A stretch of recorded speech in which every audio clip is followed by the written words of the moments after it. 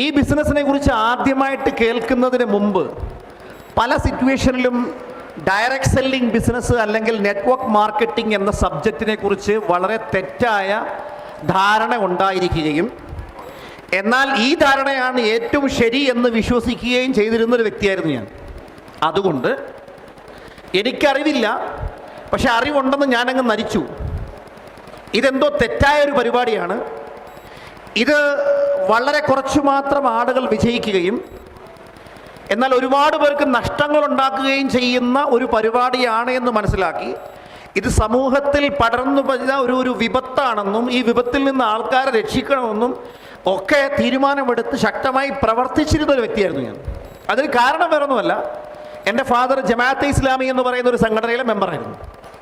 സ്വാഭാവികമായിട്ടും ഞങ്ങളുടെ കുടുംബത്തിലുള്ളവരൊക്കെ അതിൻ്റെ ആദർശങ്ങളിലൊക്കെ വിശ്വസിച്ച് പോന്നിരുന്നു. ഞാൻ അതിൻ്റെ സ്റ്റുഡൻസ് ഇസ്ലാമിക് ഓർഗനൈസേഷൻ എന്ന് പറഞ്ഞൊരു യൂണിറ്റ് ഉണ്ടായിരുന്നു. ആ യൂണിറ്റിൽ സജീവമായി പ്രവർത്തിക്കുന്ന ഒരു വ്യക്തിയായിരുന്നു. അപ്പോൾ ആ സമയത്ത് ഞങ്ങൾക്കിങ്ങനെ ലഘുലേഖകളൊക്കെ വരും. മീൻസ് വേറൊന്നുമല്ല, പ്രവർത്തിക്കേണ്ട രീതികൾ എന്തൊക്കെയാണ്. ആ സമയത്താണ് ഒരു വലിയ സാമ്പത്തിക തട്ടിപ്പ് നാട്ടിൽ പെരുകുന്നുണ്ട്, നെറ്റ്വർക്ക് മാർക്കറ്റിംഗ് എന്ന് വിളിക്കും. അപ്പോൾ ഇതിനൊക്കെ ആൾക്കാർ നിങ്ങളെ ഒന്ന് ചേർക്കാൻ ശ്രമിക്കും, അതിലൊന്നും പെടരുത്. അപ്പം എന്നിട്ട് അതിനെതിരെ പോസ്റ്റർ എഴുതണം. പോസ്റ്ററിൻ്റെ വാചകങ്ങളൊക്കെ കിട്ടും. ഞാൻ എഴുതിയത് കൃത്യമായിട്ട് ഇപ്പോഴും ഓർക്കുന്നുണ്ട്. ഈ എട്ടുകാലി വലയിൽ കുടുങ്ങരുത്. നെറ്റ്വർക്ക് മാർക്കറ്റിംഗ് എന്നാണല്ലോ, അപ്പം നെറ്റ് ഉണ്ടാക്കുന്ന വർക്കാണല്ലോ. ഈ എട്ടുകാലി വലയിൽ കുടുങ്ങരുത്. ഇത് പല രാജ്യങ്ങളിലും പ്രശ്നങ്ങളുണ്ടാക്കിയ വലിയൊരു വിപത്താണ്. അങ്ങനെ ഞങ്ങളുടെ നാട്ടിൽ ഇങ്ങനെയുള്ള ഏതെങ്കിലും ഒരാൾ ഒരു പരിപാടി തുടങ്ങിയാൽ ആദ്യം അവൻ്റെ അടുത്ത് എന്നിട്ട് അവനെ നെഗറ്റീവാക്കും. അത് കഴിഞ്ഞിട്ട് ഇവൻ എവിടെയൊക്കെ പോകുന്നു നമ്മൾ നേരത്തെ വാച്ച് ചെയ്യും, എന്നിട്ട് അവിടെയൊക്കെ പോയി നെഗറ്റീവാക്കും. ഇതായിരുന്നു എൻ്റെ ആദ്യത്തെ പരിപാടി. അപ്പം ഇങ്ങനെ നടക്കുന്ന ഒരു സമയത്താണ് വളരെ യാദൃശ്ചികവശാൽ ഞാനും എൻ്റെ ബ്രദറും കൂടെ ഞങ്ങളുടെ അടുത്തുള്ള വീട്ടിൽ സാമ്പത്തിക ശേഷി ഞങ്ങളുടെ കുടുംബത്തിൽ നല്ലതുപോലെ ഉണ്ടായിരുന്നുകൊണ്ട് പത്രം വരവൊക്കെ നിർത്തിയായിരുന്നു. ആ സമയത്ത് അയൽവക്കത്തൊരു വീട്ടിൽ പത്രം വരുത്തുന്നുണ്ട്, അവിടെ വായിക്കാൻ വേണ്ടി പോകും. ഞാൻ സ്പോർട്സ് വായിക്കാൻ പോകുന്നതാണ്, എൻ്റെ ബ്രദർ നന്നായിട്ട് വായിക്കും. അപ്പോൾ ഞങ്ങൾ അവിടെ പോയിരുന്ന് ഇങ്ങനെ പത്രം വായിച്ചുകൊണ്ടിരിക്കുന്ന സമയത്ത് അവിടെ ഒരു LIC ബിസിനസ്സിലൊക്കെ ആക്റ്റീവായിട്ടുള്ള ഒരാൾ, എൻ്റെ ഒരു സുഹൃത്തായിരുന്ന പ്രീഷ് എന്ന് പറയുന്ന വ്യക്തിയുടെ മമ്മി, അവരൊരു ഈ സ്വർണ്ണ ചിട്ടിയിലൊക്കെ മെമ്പറാണ്. അപ്പോൾ അവരെ കാണാൻ വേണ്ടി വരുവാണ്. അവരോട് പറയുവാണ് നെറ്റ്വർക്ക് മാർക്കറ്റിംഗ് ഇങ്ങനെയാണ് അങ്ങനെയാണ്. അപ്പോൾ നമ്മളവിടെ നിന്ന് ഇങ്ങനെ പത്രം വായിക്കുകയാണ്. ഒരു കീറിയ കൈലിയും കീറിയൊരു ടീഷർട്ടും ഒക്കെയാണ് വേഷം. തൊട്ടപ്പുറത്തെ വീട്ടിലാണ്. അവൻ കല്യാണത്തിന് പോകുന്നതിൽ പോകേണ്ട കാര്യമൊന്നുമില്ലല്ലോ. അപ്പോൾ അവിടെ ഇങ്ങനെയെന്ന് പറയുമ്പം പുള്ളി ഒരിക്കലും ഞങ്ങളെ ഗൗനിച്ചിട്ടില്ല. അപ്പോൾ ഈ പുള്ളിക്കാരുടെ പേര് ഏലമ്മ എന്നാണ്, ഞങ്ങളെ മമ്മി എന്നാണ് വിളിക്കുക. എൻ്റെ ക്ലാസ്മേറ്റിൻ്റെ മമ്മിയാണ്. പുള്ളിക്കാരി വീട്ടിലെ പണിയൊക്കെ തീർത്തിട്ട് എങ്ങനെയെങ്കിലും ജോലിക്ക് പോകണമെന്ന് പറഞ്ഞ് നിൽക്കുമ്പോഴാണ് ഈ കറിയുന്ന കക്ഷി അവിടെ വന്ന് ഇങ്ങനെ പ്ലാൻ പറഞ്ഞുകൊണ്ടിരിക്കുകയാണ്. നമ്മളിവിടെ പത്രത്തിലാണ് മുഖമെങ്കിലും ശ്രദ്ധയൊക്കെ ഇവിടെയാണ്. അപ്പോൾ ഇങ്ങനെ വന്നപ്പോൾ പുള്ളിക്കാരൻ ഈ മമ്മിക്കാണെങ്കിൽ പെട്ടെന്ന് റെഡിയായിട്ട് ജോലിക്ക് പോവുകയും ചെയ്യണം. ഇയാളോട്ട് സമ്മതിക്കുന്നുമില്ല. ഒരു കാരണവശാലും തിരക്കുള്ളവരോട് പ്ലാൻ പറയാൻ പോകരുത്. സമാധാനമായി ശാന്തമായി ഇരിക്കുന്ന സമയത്ത് മാത്രമേ ബിസിനസ് പറയാവുള്ളൂ, എന്നാലേ കേൾക്കാൻ പറ്റുള്ളൂ. Correct or not? യെസ്. അല്ലാതെ മക്കൾക്ക് 10ാം ക്ലാസ്സിലെ പരീക്ഷയാണ്, മാതാപിതാക്കൾ അതിൻ്റെ പുറകെ നിൽക്കുമ്പോൾ ബിസിനസ് പ്ലാൻ പറയാൻ പോയി എങ്ങനെ ഇരിക്കും? കോൺട്രാക്ട് വർക്ക് ചെയ്യുന്ന ഒരാൾ ശനിയാഴ്ച സ്റ്റാഫിനൊക്കെ ശമ്പളം കൊടുക്കേണ്ട ദിവസവും അന്ന് ബിസിനസ് പറയാൻ പോയി എങ്ങനെ ഇരിക്കും? ഓണക്കച്ചവടം നടത്തുന്ന ഒരു ടെക്സ്റ്റൈൽ കടക്കാരന് മുമ്പ് പ്ലാൻ പറയാൻ പോയി എങ്ങനെ ഇരിക്കും? പറ്റുമോ? കോളേജിലെ യൂണിവേഴ്സിറ്റി എക്സാം നടക്കുന്ന സമയത്ത് കോളേജ് പിള്ളേരുടെ പുറകെ പ്ലാൻ പറയാൻ പോയി എങ്ങനെ ഇരിക്കും? നടക്കില്ലല്ലോ. ഇതൊക്കെ നമുക്ക് വേണം.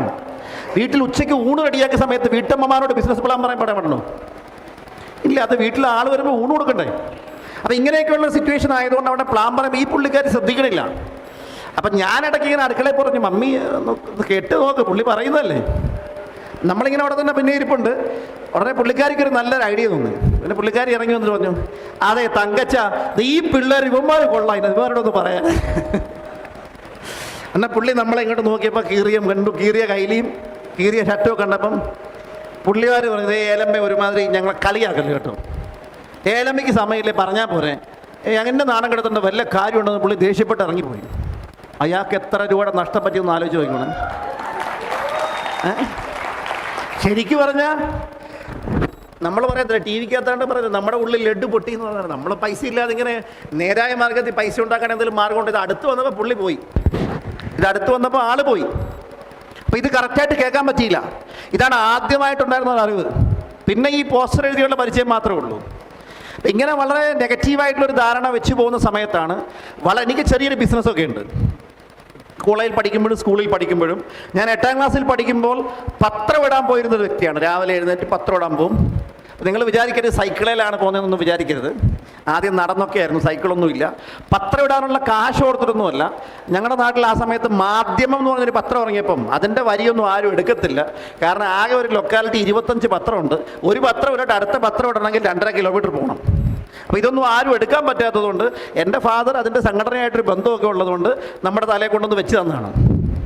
എന്തായാലും ശരി, ഇത് പോകുമ്പോൾ പൈസ കിട്ടുമെന്നുള്ളായിരുന്നു എൻ്റെ ഒരു മോട്ടിവേഷൻ. ഞാനൊരു വിദ്യാർത്ഥിയാണ്, 13 വയസ്സുള്ളൊരു വിദ്യാർത്ഥി, ഒന്ന് ആലോചിച്ച് നോക്കിയാൽ മതി. ബട്ട് രാവിലെ എഴുന്നേൽക്കണം, രാവിലെ എഴുന്നേറ്റ് പോയി പത്രം എടുക്കണം. ഇന്നലെ ഷംസുവിൻ്റെ അവസ്ഥ വരും, ടിക്കറ്റ് കൊടുത്ത് വിട്ടിട്ട് അവസാനം പത്രത്തിൻ്റെ അവിടെ പോയില്ലെങ്കിൽ ഞങ്ങളുടെ ജംഗ്ഷനിൽ ഒരു ചായക്കട അടുത്തൊരു മണിയുണ്ട്, പുള്ളി അതെടുത്ത് ബോണ്ട പൊതിയും. ബോണ്ടയെന്ന് പറഞ്ഞാൽ മനസ്സിലായില്ലോ അല്ലേ? ചായക്കടയിലാണ് പത്രം ഇട്ടിട്ട് പോകുന്നത്. സമയത്ത് എത്തിയില്ലെങ്കിൽ അത് ബോണ്ട പൊതിഞ്ഞിരിക്കും. ചില കണ്ടക്ടർമാരൊക്കെയാണ് സമയത്ത് അത് എടുത്തുമില്ല. നമ്മൾ പിന്നെ ചില സമയത്ത് അടുപ്പിച്ച് 4 ദിവസമൊക്കെ പത്രം ഇടാൻ വരും. അപ്പോൾ ഈ പത്രമൊക്കെ ഇട്ട് ഇടാൻ വേണ്ടി കള്ളന്മാർ പോകുന്നുള്ളൂ ചില വീട്ടിലൊക്കെ പോകുന്നത്. ഇങ്ങനെ പതുക്കെ പത്രം ഇട്ട് ഒരാൾ എന്നെ ദൂരെ നിന്ന് വിളിച്ച് പറയാം, ഇന്ന് പത്രം ഉണ്ടായിരുന്നു, ഞാൻ വിചാരിച്ചു ഇത് മാസത്തിൽ ഒന്നേ ഉള്ളായിരിക്കുമെന്ന്. അവർക്കും ഈ സ്നേഹമുള്ളതുകൊണ്ടാണ് മാധ്യമം വരുത്തുന്നത്. അപ്പോൾ ഇങ്ങനെയാണ് എൻ്റെ ആദ്യത്തെ വരുമാന മാർഗം. അപ്പോൾ ഈ പണിയൊക്കെ ചെയ്തുകൊണ്ടിരിക്കുമ്പോൾ ഞാനൊരു ബിസിനസ് കുടുംബത്തിലാണ് ജനിച്ചത്. അപ്പോൾ അതുകൊണ്ട് തന്നെ ഏതായാലും ഈ പരിപാടിക്ക് പോകുന്നു. അപ്പോൾ പിന്നെ അതിൻ്റെ വേറെ പ്രസിദ്ധീകരണങ്ങളുണ്ട്, പ്രബോധനം, മലർവാടി, ആരാമം, ഇതും കൂടെ ഒക്കെ ഏറ്റെടുത്തു. സൈക്കിളൊക്കെ മേടിച്ചു. ഇങ്ങനെ നാട്ടിലെല്ലായിടത്തും നടന്ന് ഇങ്ങനെ ആക്റ്റീവായിട്ട്. അതുകൊണ്ട് പിള്ളേർക്കൊക്കെ വലിയ കാര്യമാണ്, ഉഴപ്പനും പരിപാടിക്കൊന്നും പോകാറില്ല, വളരെ ആക്റ്റീവായിരുന്നു. പിന്നെ വീട്ടിൽ കുറച്ച് സാമ്പത്തിക പ്രയാസങ്ങളൊക്കെ വന്നപ്പോൾ എന്തെങ്കിലും കൂടെ ഒക്കെ ചെയ്യണമെന്നുള്ള ആഗ്രഹത്തിൽ ഞാൻ ഇൻസ്റ്റാൾമെൻറ്റിൻ്റെ ബിസിനസ് തുടങ്ങി. വീട്ടിലൊരു ചിക്കൻ ഷോപ്പ് ഉണ്ടായിരുന്നു, മീൻസ് ഹലാൽ ചിക്കൻ കൊടുക്കുന്ന ഒരു ഫ്രഷ് ചിക്കൻ സെൻറ്റർ, എല്ലാവരും വന്ന് വാങ്ങിക്കും. അപ്പോൾ ഇങ്ങനെയൊക്കെയുള്ള ഞാൻ ട്യൂഷൻ എടുക്കുന്നുണ്ട്, അത്യാവശ്യം നന്നായി പഠിക്കുമായിരുന്നു.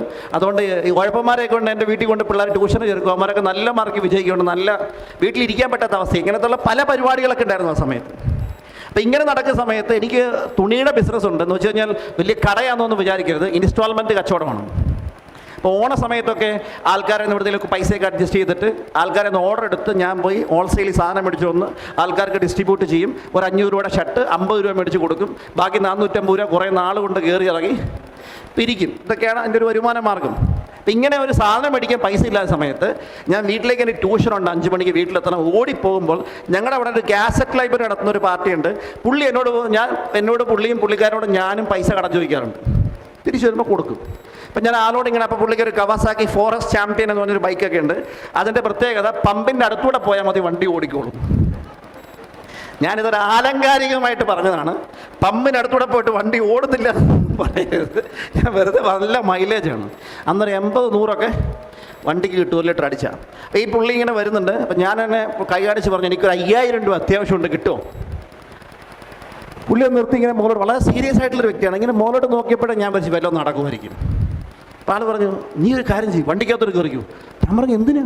എടാ ഞാൻ അവിടുത്തെ പൈസയ്ക്ക് പോകും, ഏതായാലും ഞാൻ ചോദിക്കുമ്പോൾ 5000 രൂപ കൂലി ചോദിക്കാം. അത് കേട്ടതും കേൾക്കാത്ത പറയും. അതിലെ നടന്ന ഒരാളോട് ഞാൻ പറഞ്ഞു, വീട്ടിൽ പറഞ്ഞേക്കണം, ഇന്ന് ട്യൂഷനല്ല, ഇന്നത്തെ ട്യൂഷൻ നാളത്തേക്ക് മാറ്റി വെച്ചിരിക്കുന്നു എന്ന് പറഞ്ഞ് ഞാൻ ഇയാളുടെ പുറകെ കയറി ഈ പുള്ളി പോയ സ്ഥലത്ത് നിന്നു.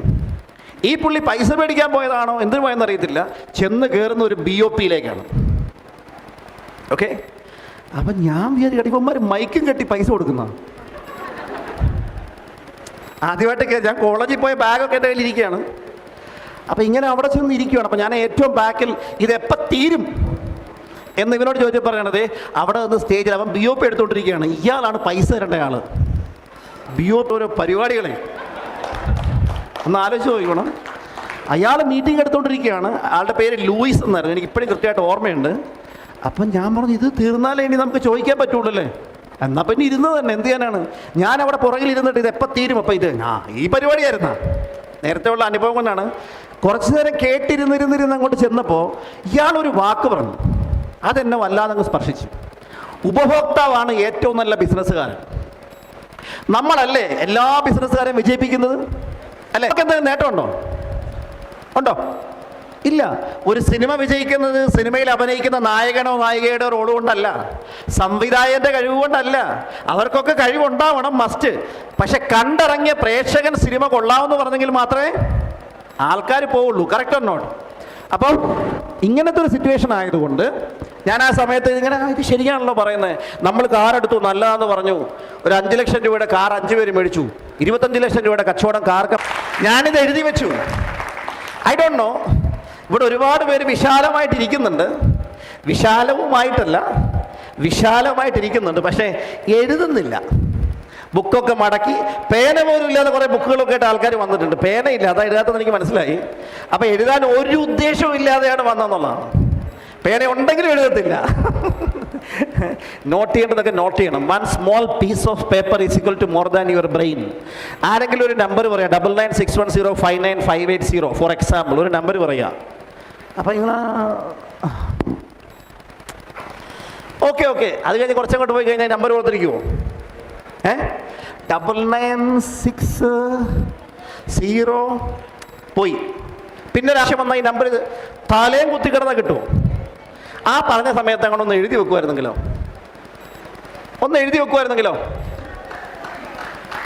അതാണ് പറയുന്നത് 1 small piece of paper is equal to more than your brain. ഇപ്പൊ കഴിഞ്ഞ ചൊവ്വാഴ്ച ഈ സമയത്ത് എന്ത് ചെയ്യുമായിരുന്നു എന്ന് ചോദിച്ചാൽ നമ്മളിൽ പലരും അങ്ങോട്ടും ഇങ്ങോട്ടും നോക്കും. സീറ്റ് കിട്ടിയില്ലെങ്കിൽ സമാധാനമായിട്ട് കിട്ടി എവിടെങ്കിലുമൊക്കെ ഇരിക്കും, നോ പ്രോബ്ലം.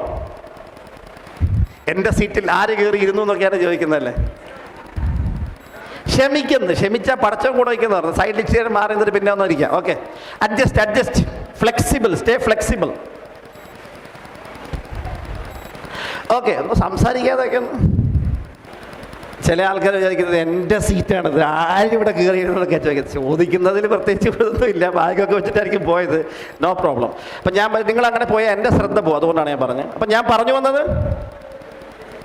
വന്നത് എഴുതി വെക്കണം. ഇല്ലെങ്കിൽ എന്താ പ്രശ്നം എന്നറിയോ? ഒരു കാര്യം കേട്ടാൽ ഒരു ടെക്നിക്കുണ്ട്, LSRW, listening, studying, reading, writing.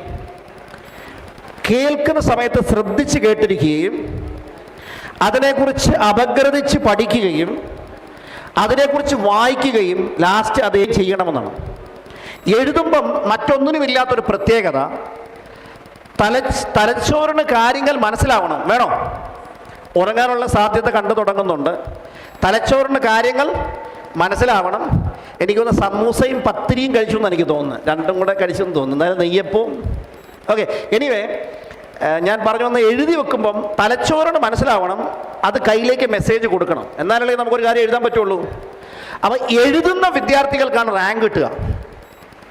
സ്കൂളിൽ പഠിക്കുന്ന മക്കളുണ്ടെങ്കിൽ അവരവരുടെ പ്രീവിയസ് ക്വസ്റ്റ്യൻ പേപ്പേഴ്സ് ഒക്കെ നന്നായിട്ട് പ്രാക്ടീസ് ചെയ്യുന്നവരാണെങ്കിൽ they will be the top in the class. അതങ്ങ് പ്രാക്ടീസ് ചെയ്യണം. അതുപോലെ ഏറ്റവും നല്ലൊരു ട്രെയിനർ എന്ന് പറഞ്ഞാൽ ഏറ്റവും കൂടുതൽ എഴുതുകയും തയ്യാറെടുക്കുകയും ചെയ്യുന്നവനാണ് ഏറ്റവും നല്ലൊരു ലീഡർ. ഇനി അടുത്തത്, എഴുതുകയും തയ്യാറെടുക്കുകയും അത് മറ്റുള്ളവരോട് പറയുകയും എല്ലാത്തിലും ഉപരി അത് ഇംപ്ലിമെൻ്റ് ചെയ്യുകയും ചെയ്യുന്നവരാണ് വലിയ നേട്ടങ്ങൾ ഉണ്ടാക്കുന്നവർ. ഈ ലോകത്തെ ഏറ്റവും വലിയ പ്രതിസന്ധി എന്താണെന്ന് വെച്ച് കഴിഞ്ഞാൽ കാര്യങ്ങൾ മനസ്സിലാവുകയും എഴുതുകയും ചെയ്യണമെന്ന് മനസ്സിലാക്കുകയും ചെയ്യുകയും എന്നിട്ട് ചെയ്യാതിരിക്കുകയും ചെയ്യുക എന്നുള്ളതാണ് നമ്മൾ നേരിടുന്ന ഏറ്റവും വലിയ ചലഞ്ച്. അതുകൊണ്ട് നമ്മളുടെ വിജയത്തിൻ്റെ ശത്രു നമ്മൾ തന്നെയാണ്, നമ്മുടെ പരാജയത്തിൻ്റെ കാരണവും നമ്മൾ തന്നെയാണ്. വേണമെങ്കിൽ ചക്ക വേരിലും കായ്ക്കും. Necessity is the mother of invention. ആവശ്യം സൃഷ്ടിയുടെ മാതാവാണ് എന്നൊക്കെ നമ്മൾ പറയെങ്കിലും ഉള്ളിൽ എരിയുന്നൊരു കനലുണ്ടെങ്കിൽ മാത്രമേ നമുക്കൊരു കാര്യം ചെയ്യാൻ പറ്റുള്ളൂ. എന്തിനേറെ പറയണം, രാവിലെ ഒരു 3 കിലോമീറ്റർ നടക്കാൻ പോയാൽ ആരോഗ്യം നിലനിൽക്കാൻ നല്ലതാണെന്ന് അറിയാൻ വയ്യാത്ത ആരെങ്കിലും ഉണ്ടോ? കഴിഞ്ഞ 1 വർഷമായിട്ട് ഒരു ദിവസം പോലും മുടങ്ങാതെ നടന്നു എന്ന് നെഞ്ചിൽ കൈവച്ച് സത്യം പറയാൻ പറ്റിയ എത്ര പേര് ഇവിടെ ഉണ്ട്? ഞാനില്ല. ഞാൻ വിചാരിക്കും രാവിലെ എഴുതുമ്പോൾ ഉറങ്ങണം, പിന്നെയാണ് നടക്കാൻ പോകുന്നത്. ഉറങ്ങാതെ നടന്നാൽ അറ്റാക്ക് വന്ന് മരിക്കും എന്ന് പറഞ്ഞാൽ കിടന്നുറങ്ങും. അങ്ങനെ ഉണ്ടല്ലോ. എന്നിട്ട് ചില ആൾക്കാരോട് പറയും, വൈഫ് പറയും, ഇന്ന് നടക്കാൻ പോയോ? ഇവിടെ ഉറങ്ങാതെ നടക്കാൻ പോയാൽ മറ്റേ സിനിമാ നടന്മാരൊക്കെ ജിമ്മിൽ കുഴഞ്ഞു വീണതുപോലെ ഞാനെങ്ങനെ കുഴഞ്ഞു വീണാലും. അതുകൊണ്ട് ഞാൻ കാരണം പറയും, കാരണം നമുക്ക് കണ്ടെത്താൻ പറ്റും. കറക്റ്റ്. ഈ ലൈറ്റ് അങ്ങ് ഓഫ് ചെയ്യോ പ്ലീസ്? അത് വേണ്ട, അത് ഭയങ്കര ചൂട്. ആ ലൈറ്റ് വേണ്ട, മെയിൻ ലൈറ്റ്. ആ ബ്ലൂ ലൈറ്റ് വേണ്ട, ഇൻഡയറക്റ്റ് ലൈറ്റ് കിട്ടിക്കോട്ടെ.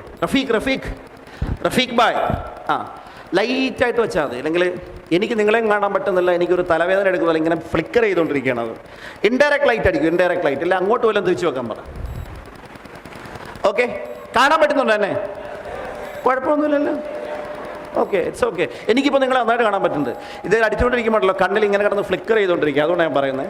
ഓക്കെ, ഞാൻ പറയുന്നത്, അപ്പം നിങ്ങൾ കാര്യങ്ങൾ കൃത്യമായി എഴുതി വെച്ച് ചെയ്യുന്നവരാണെങ്കിൽ വരാൻ പോകുന്ന 3 ആഴ്ചത്തെ വരുമാനം എങ്ങനെ വേണമെന്നും വരാൻ പോകുന്ന 10 ആഴ്ചത്തെ വരുമാനം എന്ത് വേണമെന്നും അതിനെവിടെയൊക്കെ എങ്ങനെയൊക്കെ പ്രവർത്തിക്കണമെന്നും എഴുതി വെക്കുന്നവർക്കാണ് വിജയം ഉണ്ടാവുക. നിങ്ങളൊന്ന് ആലോചിച്ച് നോക്ക്. എന്ന് സീലിംഗ് അടിക്കണമെന്നും അത് എങ്ങനെ അടിക്കണമെന്നും അത് ആരൊക്കെ അതിനുവേണ്ടി സെയിൽസ് തരുമെന്നും ഏതൊക്കെ ഏരിയയിൽ വർക്ക് ചെയ്യണമെന്നും പോലും നമ്മൾ എഴുതിയിട്ടുണ്ടോ? എഴുതിയില്ലെങ്കിൽ പിന്നെ എങ്ങനെ ആവാനാണ്? ഈ ചുമ്മാ 2 ലക്ഷത്തി ഇപ്പം ചുമ്മാ എന്ന് പറഞ്ഞാൽ മനസ്സിലായില്ലേ? ഞങ്ങൾ നാട്ടുകാർ ഉപയോഗിക്കുന്നത് കോട്ടയം, ചങ്ങനാശ്ശേരി, പാല പോലുള്ള സ്ഥലങ്ങളിൽ ഇവിടെ ചുമ്മാ പറയുമോ? അപ്പം ഞങ്ങൾ വെറുതെ ചുമ്മാ പറയുന്ന പോലെ ചുമ്മാ 2,14,000 കിട്ടുമോ?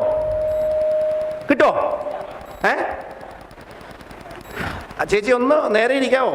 ആ ഇരിപ്പ് കൊണ്ട് എനിക്ക് അസൂയ വരുന്നു. വീട്ടിൽ പോയി കിടക്കാൻ പറ്റൂല കേട്ടോ. നല്ല അസൂയ ഏക്കും.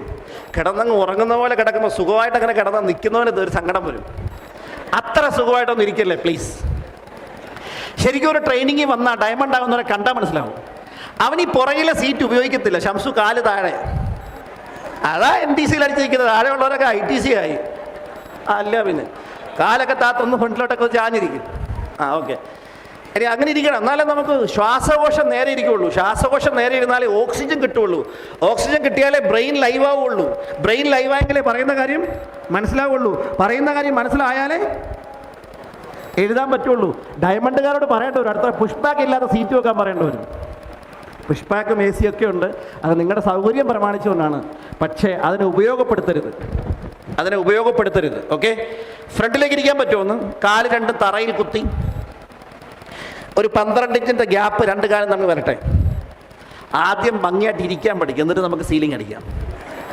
എന്നിട്ട് നേരെ ചെസ്റ്റൊക്കെ അപ്പ് ചെയ്തിട്ട് നല്ല വിരിഞ്ഞങ്ങ് ഇരിക്കുക. വിരിഞ്ഞെന്ന് പറഞ്ഞു കഴിഞ്ഞാൽ ലങ്സിൽ ശ്വാസം നല്ലപോലെ പോകണം. അങ്ങനെ പോയില്ലെങ്കിൽ ഈ വിരിക്കാൻ പറ്റുന്നിടം വരെ വിരിക്കാവുള്ളൂ, ഇല്ലെങ്കിൽ പൊട്ടിപ്പോവും കേട്ടോ. അങ്ങ് വിരിഞ്ഞു കഴിഞ്ഞാൽ ചില സമയത്ത് മസിൽസൊക്കെ കിറോന്ന് കേൾക്കും ചിലപ്പോൾ. അത് അത്രയും വിരിച്ചാൽ മതി. ഒരു പരിധി ഉണ്ടല്ലോ എല്ലാത്തിനും.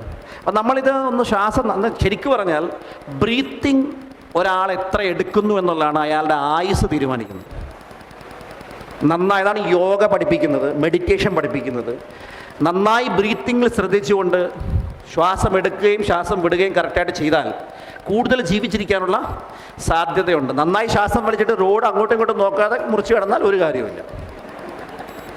അത് പിന്നെ ബ്രീത്തിങ് എടുത്തിരുന്നതൊന്നും നോക്കുകയില്ല. നമുക്ക് കൊളസ്ട്രോൾ ഉണ്ടോ ഷുഗർ ഉണ്ടോ ഒന്നുമില്ല, ശ്രദ്ധ വേണം. പക്ഷെ നന്നായി ബ്രീത്ത് ചെയ്യുന്നവർ ഇതൊക്കെ ശ്രദ്ധിക്കും. നന്നായി ബ്രീത്ത് ചെയ്താൽ ശരീരത്തിൽ ലങ്സ് എടുക്കുന്ന ഓക്സിജൻ ഹൃദയത്തിലൂടെ കംപ്ലീറ്റ് ബ്ലഡിലൂടെ എല്ലാ സെല്ലിലേക്കും കിട്ടും. എല്ലാ സെല്ലിലേക്കും ആവശ്യത്തിന് ഓക്സിജൻ കിട്ടിയാൽ നമ്മൾ ലൈവ് ആയിരിക്കും. നമ്മുടെ ഒരു പ്രത്യേകത, ഫിസിക്കലി ഇവിടെ പ്രസൻ്റ് ആണെങ്കിലും നമുക്ക് ഈ സമയത്ത് വേണമെങ്കിൽ തിരുവനന്തപുരത്ത് പോയിട്ട് വരാം. അവിടെ ഉള്ള ഒരാളെ കാണാം, സംസാരിക്കാം, മറുപടിയും പറയാം. ഇവിടെ ഇരുന്നുകൊണ്ട് ഇതൊക്കെ ചെയ്യാൻ മനുഷ്യന് പറ്റും. പക്ഷേ ഇവിടെ ഇരിക്കുന്ന സമയത്ത് ഏതായാലും വന്നിരുന്നു ഒന്ന് കേട്ട് ഇംപ്ലിമെന്റ് ചെയ്താൽ രക്ഷപ്പെടാനുള്ളൊരു സാധ്യത ഉണ്ടെങ്കിലോ ആ ഒരു ശുഭപ്രതീക്ഷയുമായിട്ടിരിക്കണം. അപ്പോഴാണ് കാര്യങ്ങൾ നടക്കുക. അപ്പം അതുകൊണ്ട് ഞാൻ പറയുന്ന ഒറ്റ കാര്യം ഇതേ ഉള്ളൂ. ഈ കിതാബും പിടിച്ചുകൊണ്ട് ഇവിടെ വന്ന് ഇരുന്നിട്ടൊരു കാര്യമില്ല. ആ കിതാബിൻ്റെ പേജുകളൊക്കെ ഒന്ന് തുറന്ന് ഒക്കെ എഴുതണം. ഏതെങ്കിലും കാരണവശാൽ കിതാബ് കൊണ്ടുവരാൻ പറ്റിയില്ലെങ്കിലും കുഴപ്പമില്ല, വീട്ടിൽ പോയിട്ടെങ്കിലും ഒന്ന് എഴുതി വെക്കണം. ഈ ലോകത്ത് എഴുതുന്നവർ മാത്രമേ വലിയ വിജയങ്ങളിലേക്ക് എത്തിയിട്ടുള്ളൂ. നിങ്ങൾ എത്ര കഴിവുള്ള ആളാണെങ്കിലും എഴുതാതിരുന്നാൽ ഒരു രക്ഷയില്ല. എത്താൻ പറ്റുന്നതിൻ്റെ 10% പോലും എത്തൂല. എഴുതുന്നവനെ കണ്ടാൽ അറിയാം, അവൻ്റെ കൈയുടെ ഈ ഭാഗത്ത് ചെറിയൊരു തഴമ്പ് വരും പേന പിടിക്കുന്നവർക്ക്. ആ തഴമ്പില്ലാത്തവർക്ക് എഴുതാൻ തന്നെ പാടാ. അത് എഴുതിയേ മാറും. എഴുതി മാറിക്കോളും. കൈക്കൊരു കടച്ചിലും ഒക്കെ ഉണ്ടാകും. അതൊക്കെ സ്വാഭാവികമാണ്. അപ്പം അതുകൊണ്ട് ആവേശം എപ്പോഴും കേൾക്കുമ്പോൾ പോലും ഉള്ളിലുള്ളവരെ അവരെ ദൈവം സമൃദ്ധമായിട്ട് അനുഗ്രഹിക്കും. അവരുടെ പ്രശ്നങ്ങളെല്ലാം പെട്ടെന്ന് മാറും. അവർ ജീവിതത്തിൽ മറ്റുള്ളവർ ചിന്തിക്കുന്നതിനേക്കാളൊക്കെ ശരവേഗത്തിൽ അവർ അച്ചീവ്മെന്റുകളിലേക്ക് എത്തും. സ്വപ്നഭവങ്ങൾ കെട്ടിപ്പടുക്കും. വലിയ വലിയ കാറുകൾ വാങ്ങിക്കും. ഒരുപാട് ആൾക്കാരെ നിങ്ങൾക്ക് അങ്ങനെ കാണാൻ പറ്റും. ഒരു ശക്തമായ കയ്യടികളുടെ അവരെയൊക്കെ അഭിനന്ദിക്കും. എന്നിട്ട് അതൊന്ന് എഴുതാനൊന്ന് ശ്രമിക്കും. ഞാൻ പറഞ്ഞു വന്ന കാര്യം, ഇങ്ങനെ പല സമയത്ത് പ്ലാൻ കേട്ടിട്ടുണ്ടെങ്കിലും പിന്നീട് ഒരിക്കൽ ആംവേ എന്ന് പറയുന്ന ഒരു കമ്പനിയുടെ പ്രോഡക്റ്റും പ്ലാനും ഒക്കെ കാണുകയും അത് അമേരിക്കൻ വേ ഓഫ് ലൈഫ് സ്റ്റൈലാണ്. കമ്പനി നല്ലതാണ്, പ്രോഡക്റ്റ് നല്ലതാണ്, പക്ഷെ എന്നോട് പറഞ്ഞവൻ പോരായിരുന്നു. ആളോട് ഞാൻ പറഞ്ഞത് ഭയങ്കര വിലയുള്ള സാധനമല്ല, ഞാനങ്ങനെ വാങ്ങിക്കും. പക്ഷെ അത് കൺവിൻസ് ചെയ്യാനുള്ള കഴിവ് പറഞ്ഞ ആൾക്കില്ല. അപ്പം അതുകൊണ്ട് എനിക്ക് സ്വാഭാവികമായിട്ടും അത് മനസ്സിലായില്ല. നമുക്കുള്ളതല്ല. എന്നങ്ങ് തീരുമാനമെടുക്കുവാണ്. അങ്ങനെയായിരുന്നു ഞാൻ ആദ്യമായിട്ട് കേട്ട് നെഗറ്റീവായി പോയി. പിന്നീട് ഈ പറഞ്ഞതുപോലെ അവിടെ പോയിരുന്ന് എഴുതിയെടുത്തു. അവർ വരച്ച വട്ടം മുഴുവൻ ഞാനും വരച്ചു. ആ വട്ടത്തിൽ ആദ്യം വരച്ച വട്ടം ഞാൻ എന്നെയായി കണ്ടു. അത് കഴിഞ്ഞ് എനിക്ക് ഏറ്റവും വേണ്ടപ്പെട്ട ആളുകളെ ഞാൻ കണ്ടു. അതിലൂടെ കിട്ടുന്ന ബിസിനസ്സിലൂടെ എൻ്റെ ടേൺ ഓവർ വർദ്ധിക്കുന്നതായിട്ട് എനിക്ക് ഫീൽ ചെയ്യാൻ പറ്റി. അതിലൂടെ എൻ്റെ വരുമാനം വരികയും എൻ്റെ പ്രശ്നങ്ങൾ ഓരോന്നോരോന്നായി. സൗണ്ട് കമ്മിയാണ്. എന്നെ കഷ്ടപ്പെടുത്തി അടങ്ങുണ്ടല്ലോ. ഇത് രണ്ടും കൂടെ പിടിക്കണം. ഈ സാധനം പിടിക്കണം, അതും പിടിക്കണം.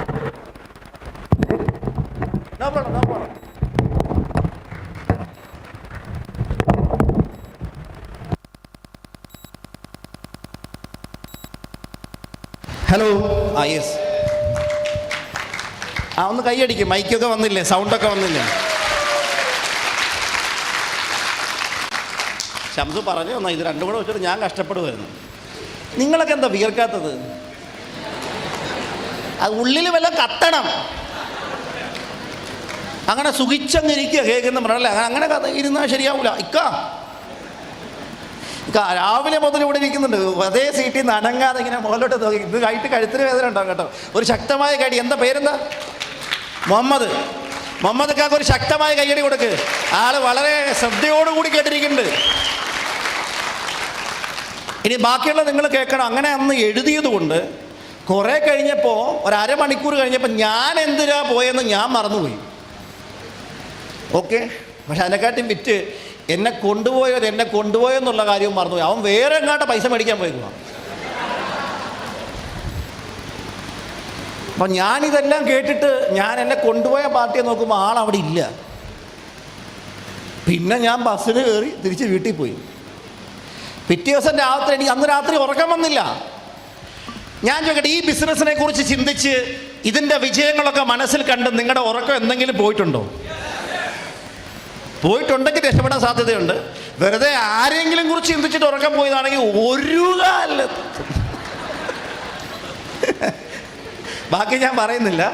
ഞാനിതൊക്കെ ഉറക്കം വരുന്നേയില്ല. അപ്പോൾ എൻ്റെ വീട്ടിൽ ഞങ്ങൾ അമ്മ എന്നാണ് വിളിക്കുക. അമ്മ അത്ത എന്നൊക്കെയാണ് വിളിക്കുക. ഞങ്ങൾ തമിഴ്നാട് ബാക്ക്ഗ്രൗണ്ട് ഉള്ളതാണ്. അപ്പോൾ അങ്ങനെ അമ്മ എന്നോട് ചോദിച്ചോടാ, നീ എന്താ രാത്രി എഴുന്നേറ്റ് നടക്കുന്നത്? എഴുന്നേറ്റ് നടക്കുന്നപ്പോൾ നോക്കി നടന്നില്ലെങ്കിൽ കൂടെ കിടക്കുന്നവരൊക്കെ നിലത്ത് പാവരിച്ച് കിടക്കുന്നതാണ്. അവരുടെയൊക്കെ പള്ളൊക്കെ ഇരിക്കും ചിലപ്പോൾ, ചവിട്ടുന്ന കാലൊക്കെ. അപ്പോൾ അതുകൊണ്ട് സൂക്ഷിച്ചൊക്കെ നടക്കാൻ പറ്റുള്ളൂ. പിറ്റേ ദിവസം രാവിലെ ആകാൻ നോക്കിയിരിക്കുക. എന്തിനാ? ഇതെങ്ങനെ തുടങ്ങണമെന്നറിയണം. ഞാൻ രാവിലെ 5:30 ആയപ്പോൾ തന്നെ വെട്ടം വീണു. ആ സമയത്ത് തന്നെ എഴുന്നേറ്റ് നേരെ ഞങ്ങളുടെ വീട്ടിൽ നിന്ന് 1 കിലോമീറ്റർ ഇടന്നാൽ കൊണ്ടുപോയ പാർട്ടിയുടെ വീടുണ്ട്. ഞാൻ അവിടെ ചെന്ന് സംഭവിച്ച കാര്യം ഉള്ളത് പറയാം. പുള്ളിക്കാണെങ്കിൽ ഒരുപാട് പേര് പൈസ കടം കൊടുക്കാനുണ്ട്. കടം പുള്ളി കൊടുക്കാനുള്ളതാണ് കേട്ടോ. ഞാൻ ആലങ്കാരികമായി പറയുന്നതേ ഉള്ളൂ. ഞാൻ വീടിൻ്റെ ഫ്രണ്ടിൽ കൂടെ പോകുന്ന സമയത്ത് ഒരാൾ ഇരുട്ടത്തിൽ കൂടെ പുറകോട്ട് ഓടുന്നുണ്ട്. ആരോ കാശി ചോദിച്ച് വന്നാണെന്നാണ് പറഞ്ഞേക്കുന്നത്. അവരുടെ മമ്മി കൃത്യമായി വന്നിട്ട് അവൻ അവിടെ ഇല്ലയെന്ന് പറയുകയും ചെയ്തു. ഞാൻ കണ്ടു പുറകിലൂടെ. ഞാൻ ഓടുന്ന ആളെ തിരിച്ചു വിളിച്ചിട്ട് പറഞ്ഞു, ഞങ്ങളുടെ നാട്ടുകാർ പറയുന്നത് പറയട്ടെ, ഓടരുത് അമ്മാവ, ആളറിയാതെ എന്ന് പറയുന്നത് പറയാം. ഓടരുത്, കാശ് തരാൻ വന്നതാണ് അങ്ങോട്ട് ബിസിനസ് സ്റ്റാർട്ട് ചെയ്യാൻ. ഇങ്ങനെ ഡയറക്റ്റ് സെല്ലിങ്ങിൽ സ്റ്റാർട്ട് ചെയ്ത ഒരാളാണ് ഞാൻ. ഓക്കെ. എന്നെ തുടങ്ങിയ ആളൊന്നും പിന്നെ ഈ ബിസിനസ് അധികകാലം ഉണ്ടായിരുന്നില്ല. കാരണം ആളെ എന്നെ അവിടെ കൊണ്ട് ഇരുത്തിയിട്ട് പോയെങ്കിൽ ആളുടെ ആത്മാർത്ഥത അറിയാമല്ലോ. സത്യത്തിൽ പുള്ളി പൈസ മേടിക്കാൻ പോയതായിരിക്കും. ഇയാളിപ്പോൾ തീർക്കുമെന്നുള്ള സംശയം കൊണ്ട് വേറെ എവിടെയെങ്കിലും പോയതായിരിക്കും പൈസ മേടിക്കാൻ. പക്ഷെ ഞാനത് കേട്ട് മനസ്സിലായി, അവസരം ദൈവം എങ്ങനെ മുമ്പിൽ കൊണ്ട് തന്നാലും നിങ്ങൾക്കുള്ള അവസരം തന്നാൽ അത് നിങ്ങൾക്ക് വേണ്ടി മാത്രമുള്ള അവസരമാണെന്നും അത് സ്വപ്നങ്ങൾ പൂർത്തിയാക്കാനും പ്രശ്നങ്ങൾ തീർക്കാനും ദൈവം തന്നാണെന്നും വിശ്വസിക്കുക. അങ്ങനെ കേട്ട് ഡയറക്റ്റ് സെല്ലിങ്ങിലേക്ക് വന്ന വ്യക്തിയാണ് ഞാൻ. ബിസിനസ്സിൽ വന്നിട്ട് ആ നാളെ മുതൽ ഞാൻ വെറുതെ ഇരുന്നിട്ടില്ല. 24 മണിക്കൂറും ഇപ്പം വരെ, ഈ നിമിഷം വരെ ഈ ചിന്തയല്ലാതെ വേറൊരു ചിന്തയുമില്ല. അതുകൊണ്ടാണ് ഞാൻ ക്രൗൺ ഡയമണ്ട് ആയത്. അപ്പം നിങ്ങൾ വിജയിക്കണമെങ്കിൽ ഫോക്കസ് വേണമെന്ന് പറയും. ഈ ഫോട്ടോഗ്രാഫി അറിയാവുന്നവർക്കറിയാം എന്താണ് ഫോക്കസ്. ഫോക്കസ് എന്ന് പറഞ്ഞാൽ അർജുന ദൃഷ്ടി എന്ന് വേണമെങ്കിൽ വിളിക്കാം. ആ കാണുന്നത് മാത്രം കാണുക, ബാക്കി ലോകത്തുള്ള കാഴ്ചയൊന്നും നിങ്ങൾ കാണരുത്. ഞാൻ അങ്ങനെ കണ്ട് പ്രവർത്തിച്ചതുകൊണ്ട് ഇന്നും അങ്ങനെയാണ് പ്രവർത്തിക്കുന്നത്. ഇന്ന് തുടങ്ങിയ ഒരു വ്യക്തിയുടെ മനസ്സുമായിട്ടും അതിനേക്കാളേറെ ആവേശത്തിലുമാണ് ഞാൻ ഇന്നും പ്രവർത്തിച്ചുകൊണ്ടിരിക്കുന്നത്. എൻ്റെ ലിസ്റ്റിൽ 1000-ലധികം ആൾക്കാരുണ്ട് സെലക്ട് ചെയ്യപ്പെട്ടവർ. ആരെങ്കിലും അതൊക്കെ എനിക്ക് വെച്ചതാന്ന് പറഞ്ഞാൽ ഞാൻ ഒരുപാട് പേർക്ക് വെച്ച് കൊടുത്തതാണ്. എന്നിട്ട് ആരും ഒന്നും ചെയ്യത്തില്ല. സ്വന്തം കുഞ്ഞിന് പട്ടിണി കിടന്നാൽ അവന് വിഷമം വരും, അയൽവക്കക്കാർക്ക് എന്ത് വിഷമം വരാനാണ്? കറക്റ്റ് ഒന്നോട്ട്. അതുകൊണ്ട് ഒരാളെയും ബന്ധമാണെന്ന് കരുതി ആരെയും കൊണ്ട് കണക്ട് ചെയ്ത് കൊടുക്കരുത്. കൊടുക്കുവാണെങ്കിൽ ഒന്നിന് താഴെ ഒന്നൊന്നായേ കൊടുക്കാവുള്ളൂ. ഇല്ലെങ്കിൽ വെറുതെ ഇരുന്ന് രണ്ട് സൈഡിൽ ബിസിനസ് വന്ന് പൈസ മേടിക്കും. എന്നിട്ട് അവൻ വിചാരിക്കും ചുമ്മാ ഇരുന്ന് കിട്ടുന്ന പൈസയൊക്കെ തട്ടിപ്പല്ലേ, നാളെ അവൻ ഇതിൻ്റെ ഒരു പ്രചാരകനായി മാറും. അതുകൊണ്ട് അതൊക്കെ നിങ്ങൾ വളരെയധികം ശ്രദ്ധിച്ചു വേണം. ഞാൻ പറഞ്ഞു വരുന്ന കാര്യം, അങ്ങനെ ഡയറക്റ്റ് സെല്ലിങ്ങിലേക്ക് ബിസിനസ്സിലേക്ക് വന്നു. ആദ്യം നമുക്ക് എന്ത് റെസ്പോൺസ് കിട്ടും? പോസിറ്റീവ് കിട്ടുമോ നെഗറ്റീവ് കിട്ടുമോ? നെഗറ്റീവ്. പരാജയം വിജയത്തിൻ്റെ ചവിട്ടുപടിയാണ്. നോ എന്ന് പറയുന്നത് നെക്സ്റ്റ് ഓപ്പർച്യൂണിറ്റി എന്നാണ്. ഞാൻ പോരാ, നിനക്ക് അതിനെക്കാട്ടും നല്ലതിനെ കിട്ടുമെന്ന്. ചില ആൾക്കാർ ഈ കോളേജിലൊക്കെ പഠിക്കുമ്പം കൂടെ ഉള്ള ആരോടെങ്കിലും പ്രണയം തോന്നിയിട്ട് അവരോട് പറയുമ്പം ലാസ്റ്റ് അവർ നോ പറയാൻ പറ്റാതെ നിനക്ക് എന്നെക്കാട്ടിയും നല്ലത് കിട്ടുമെന്ന് പറയുന്നൊരു ഡയലോഗ് ഉണ്ടല്ലോ, എന്ന് പറഞ്ഞതുപോലെ കരുതിയാൽ മതി. സത്യത്തിൽ സംഭവിക്കുകയും ചെയ്യും. അപ്പം ഞാൻ പറഞ്ഞു വരുന്ന കാര്യം ഇത്ര മാത്രമേ ഉള്ളൂ. നമ്മൾ പലരോടും പോയി പറയുമ്പോൾ ഞാൻ ആദ്യമായിട്ട് കണ്ടത് എൻ്റെ സഹോദരനുണ്ട്, അതുപോലെ ഞാൻ കാരണം 10ാം ക്ലാസ്സിൻ്റെ കടമ്പ കടന്നൊരു എൻ്റെ ഒരു സുഹൃത്തുണ്ട്. അവൻ പരീക്ഷയ്ക്ക് നല്ല മാർക്ക് വാങ്ങിച്ചത് പിറ്റേ ദിവസം രാവിലെ 1 കിലോ ആട്ടിറച്ചിയായിട്ട് വീട്ടിൽ വന്നു. എന്നിട്ട് കെട്ടിപ്പിടിച്ച് കരഞ്ഞു, ഗൾഫിൽ പോകാൻ പോടാ, പാസ്പോർട്ട് വേണം, രക്ഷപ്പെടണം, നീ കാരണം മാത്രം നീ ജീവിതത്തിൽ എന്തു പറഞ്ഞാലും ഞാൻ ചെയ്യും. അപ്പം ഞാൻ ഇവരെയാണ് ആദ്യം കാണാൻ പോയത്. അന്നേരം അവന് 10ാം ക്ലാസ്സിൽ വെച്ച വിവരമൊക്കെ വന്നുകൊണ്ട് അവൻ കച്ചവടം ചെയ്യാൻ പോയി. ഞങ്ങളൊക്കെ വിവരമാകാത്തോണ്ട് കോളേജിൽ പോയി. അപ്പം അവൻ കച്ചവടമൊക്കെ ആയി പൈസയൊക്കെ ആയപ്പോൾ അവൻ വളരെ ബുദ്ധിമാനായിരുന്നു. അവൻ നാളെ തുടങ്ങുന്ന സ്ഥാപനത്തിലൊരു സ്റ്റാഫായിട്ട് എന്നെ കിട്ടുമെന്നുള്ളായിരുന്നു അവൻ്റെ പഠനം. ഓക്കെ. അപ്പം ഞാൻ ഈ പ്ലാനും കൊണ്ട് അവനടുത്ത് ചെന്നപ്പോൾ അവൻ ഇതെല്ലാം കേട്ടിട്ട് ലാസ്റ്റ് ഞാൻ ആ സമയത്ത് മിലിറ്ററിയിലൊക്കെ പോകണമെന്നൊക്കെ ഒരു ലക്ഷ്യമൊക്കെ ഉണ്ടായിരുന്നു. അത് പഠനത്തിലെ പോലീസിലെങ്കിലും പോയാൽ നീ ഇവിടുത്തെ സർക്കിൾ ഇൻസ്പെക്ടറായിട്ട് വന്നിട്ട് ഈ ചങ്ങനാശ്ശേരി ടൗണിൽ വിലസണമെന്നായിരുന്നു എൻ്റെ സ്വപ്നം. അതുകൊണ്ട് നിൻ്റെ ഫോക്കസ് വേറെ എങ്ങും പോകാൻ ഞാൻ സമ്മതിക്കുകയില്ല. ഞാൻ ഇവനോട് ഞാൻ പറയുന്നതൊക്കെ ചെയ്തോ, നീ എന്ത് വേണമെങ്കിലും ചെയ്യും, പക്ഷേ ഇത് മാത്രം ഇങ്ങനെയൊക്കെ ആൾക്കാർ പറയും. പക്ഷെ അതൊക്കെ പറഞ്ഞാൽ കേൾക്കേണ്ടതുപോലെ കേട്ട് കൊള്ളേണ്ടത് കൊള്ളണം. അവരൊന്നും പറയരുത്.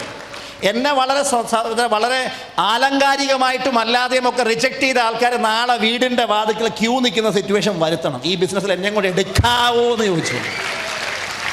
നമ്മളൊക്കെ ആദ്യം ചെയ്യുമ്പം നാട്ടുകാരും വീട്ടുകാരും ഒക്കെ സപ്പോർട്ട് ചെയ്ത് നിങ്ങൾ വിചാരിക്കണ്ടോ? ഇല്ല. അറിയാൻ വയ്യാത്ത ഒരാൾ മകനെ അല്ലെങ്കിൽ മകളെ പൈലറ്റ് ആക്കണമെന്ന് ആഗ്രഹിക്കുക. വീട്ടിൽ നിന്ന് ഓട്ടോറിക്ഷയ്ക്ക് പോകുന്ന വഴിക്ക് ഓട്ടോറിക്ഷക്കാരോട് ചോദിക്കുവാണ്, ഞാനിങ്ങനെ മക്കളെ സാരത കണ്ണും തുറന്നുകൊണ്ടിരുന്ന് ഉറങ്ങണോ കണ്ണടച്ചുറങ്ങണമെന്ന് അറിയില്ല, എവിടെയോ പോയി. ഇല്ല, ആലോചിക്കായിരുന്നല്ലേ?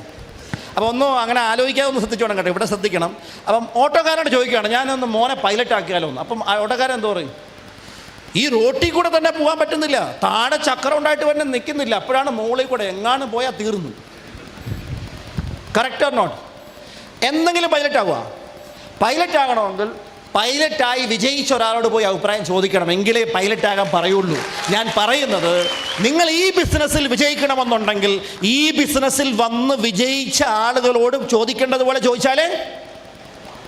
അല്ലാതെ അമ്മാവനോടോ, അമ്മാവ ഇങ്ങനൊരു പരിപാടി വന്നു ഞാൻ തുടങ്ങട്ടെ വെച്ചാൽ അമ്മാവൻ എന്ത് പറയും, എത്ര പരിപാടി കണ്ടോ, നീ പത്രമൊന്നും വായിക്കുന്നില്ലേ? പിന്നെ മൈ ലൈഫ് സ്റ്റൈൽ തുടങ്ങിയിട്ട് എങ്ങും എത്താതെ പോയ കുറേ ആൾക്കാരൊക്കെ നാട്ടിലുണ്ടാവും. അവർ ഗൾഫിൽ പോകാൻ വിസ കിട്ടാതെ പാസ്പോർട്ട് എടുത്തവരെ പോലെ ഉള്ളൂ കേട്ടോ. പക്ഷെ അങ്ങനെയുള്ളവരൊക്കെ നല്ലതാണ്, നാളെ അവരൊക്കെ വരണ്ടേ നമ്മുടെ കൂടെ. കുറേ പേരങ്ങനെ കൂടട്ടെ. ഇന്ന് വന്നാൽ രക്ഷപ്പെടും, നാളെ വന്നാൽ ഞങ്ങൾ രക്ഷപ്പെടും, അത്രേ ഉള്ളൂ. നിങ്ങൾ മനസ്സിലായി ഞാൻ പറഞ്ഞത്? അപ്പം അതുകൊണ്ട് കാര്യങ്ങൾ വളരെ കൃത്യമായിട്ട് കേൾക്കുകയും ആക്റ്റീവായി പ്രവർത്തിക്കാനും തയ്യാറാവണം. അങ്ങനെ ഒരുപാട് നോസ് കിട്ടിയിട്ടുണ്ട്.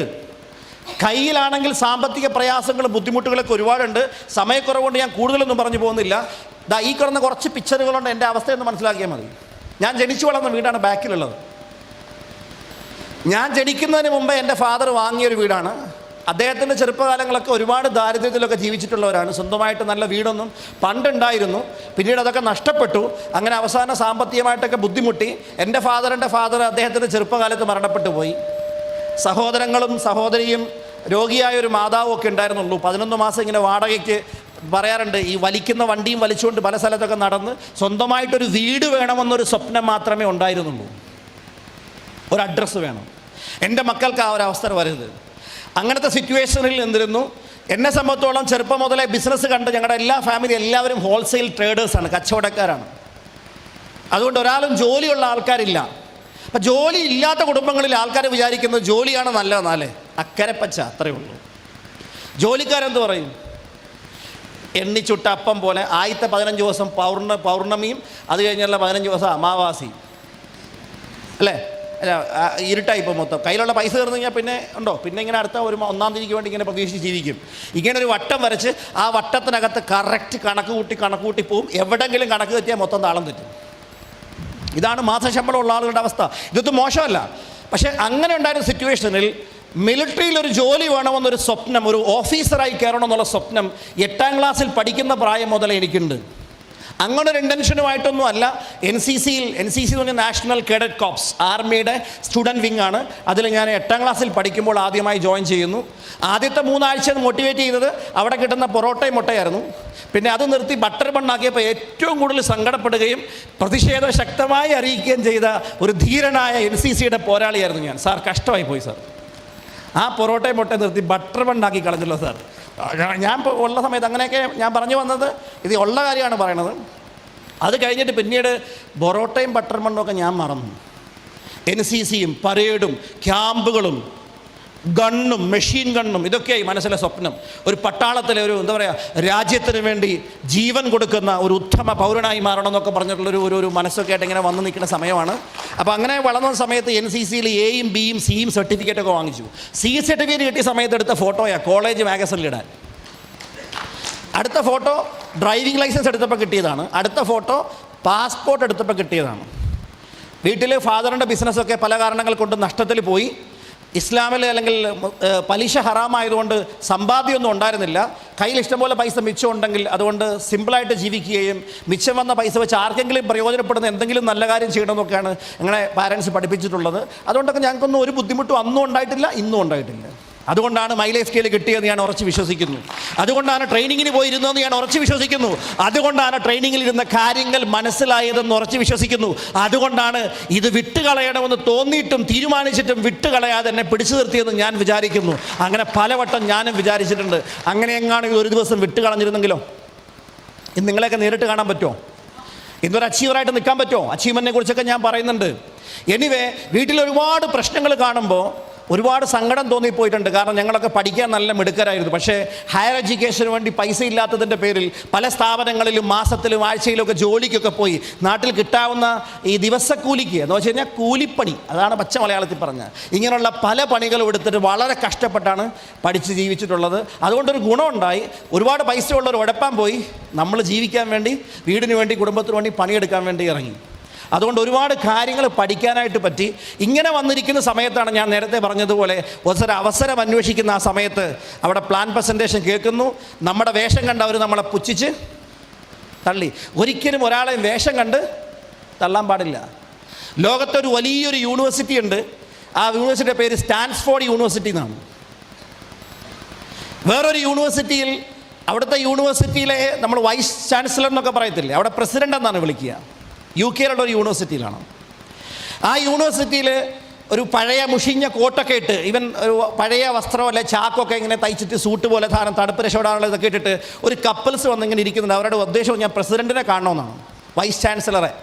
അയാളുടെ സെക്രട്ടറി ഉണ്ട്, സെക്രട്ടറിക്ക് ഒരു സെക്രട്ടറി ഉണ്ട്. അയാൾ പറഞ്ഞ് നിങ്ങൾക്ക് സെക്രട്ടറിയെ പോലും കാണാൻ പറ്റില്ല, പിന്നല്ലേ പ്രസിഡൻറ്റ്. ഇതൊരു യൂണിവേഴ്സിറ്റി മുഴുവൻ ഭരിക്കുന്ന അയാളാണ്. അയാളെ ഒന്നും കാണാനുള്ള അപ്പോയിൻമെൻറ്റ് കിട്ടില്ല. അവർ കേൾക്കാതെ ഇങ്ങനെ വെയിറ്റ് ചെയ്യാം. ഒരു ദിവസം മുഴുവൻ വെയിറ്റ് ചെയ്ത് പോയി. പിറ്റേ ദിവസം വന്നു. അയാളുടെ മനസ്സലിഞ്ഞിട്ട് അയാൾ പോയി സെക്രട്ടറിയോട് പറഞ്ഞു, അതുപോലെ അസിസ്റ്റൻറ്റ് പോയി പറഞ്ഞു, ഇതുപോലെ VC അല്ലെ പ്രസിഡൻറ്റിനെ കാണണമെന്ന് പറഞ്ഞ ഒരു കപ്പിൾ വന്നിരിപ്പുണ്ട്, പ്രായമായവരാണ്, രാവിലെ മുതൽ വൈകുന്നേരം വരെ എന്നിരുന്നിട്ട് പോയി, ഇന്നും പോകുന്ന ലക്ഷണമൊന്നും കാണുന്നില്ല. പുള്ളി ദേഷ്യപ്പെട്ട് 3 ദിവസം വീണ്ടും വന്നിരുന്നപ്പോൾ അവസാനം ഇയാൾ പ്രസിഡൻറ്റിനോട് പോയി പറഞ്ഞു, ഇങ്ങനെ ഒരു കപ്പിൾ, പാവപ്പെട്ടവരാണെന്ന് തോന്നുന്നു, കീറി പറഞ്ഞ കോട്ടൊക്കെ ഇട്ട് വന്നിരിപ്പുണ്ട്. അവസാനം ഗതിയില്ലാതെ പറഞ്ഞു വിടാൻ വേണ്ടി പ്രസിഡൻറ്റ് വിളിച്ചിട്ട് ഇങ്ങനെ പറഞ്ഞിട്ട് ആദ്യം വന്നോണ്ടേ അവരോട് പറഞ്ഞു, നിങ്ങളെപ്പോലുള്ള മാതാപിതാക്കൾ ഇവിടെ ഒന്ന് എന്നോട് കാര്യം സംസാരിക്കാതിരുന്നാൽ ഈ യൂണിവേഴ്സിറ്റിയുടെ ഫ്യൂച്ചർ തന്നെ അപകടത്തിൽ, അതുകൊണ്ട് എന്താ പറയണമെന്ന് വെച്ചാൽ പെട്ടെന്ന് പറഞ്ഞിട്ട് പോകൂ. അപ്പോൾ അവർ പറഞ്ഞെങ്ങനെയാണ്, ഞങ്ങളുടെ മകൻ, ഒരേ ഒരു മകൻ ഉണ്ടായിരുന്നത്, ഈ യൂണിവേഴ്സിറ്റി ക്യാമ്പസിനകത്ത് ഒരു അപകടം ഉണ്ടായി മരിച്ചുപോയി.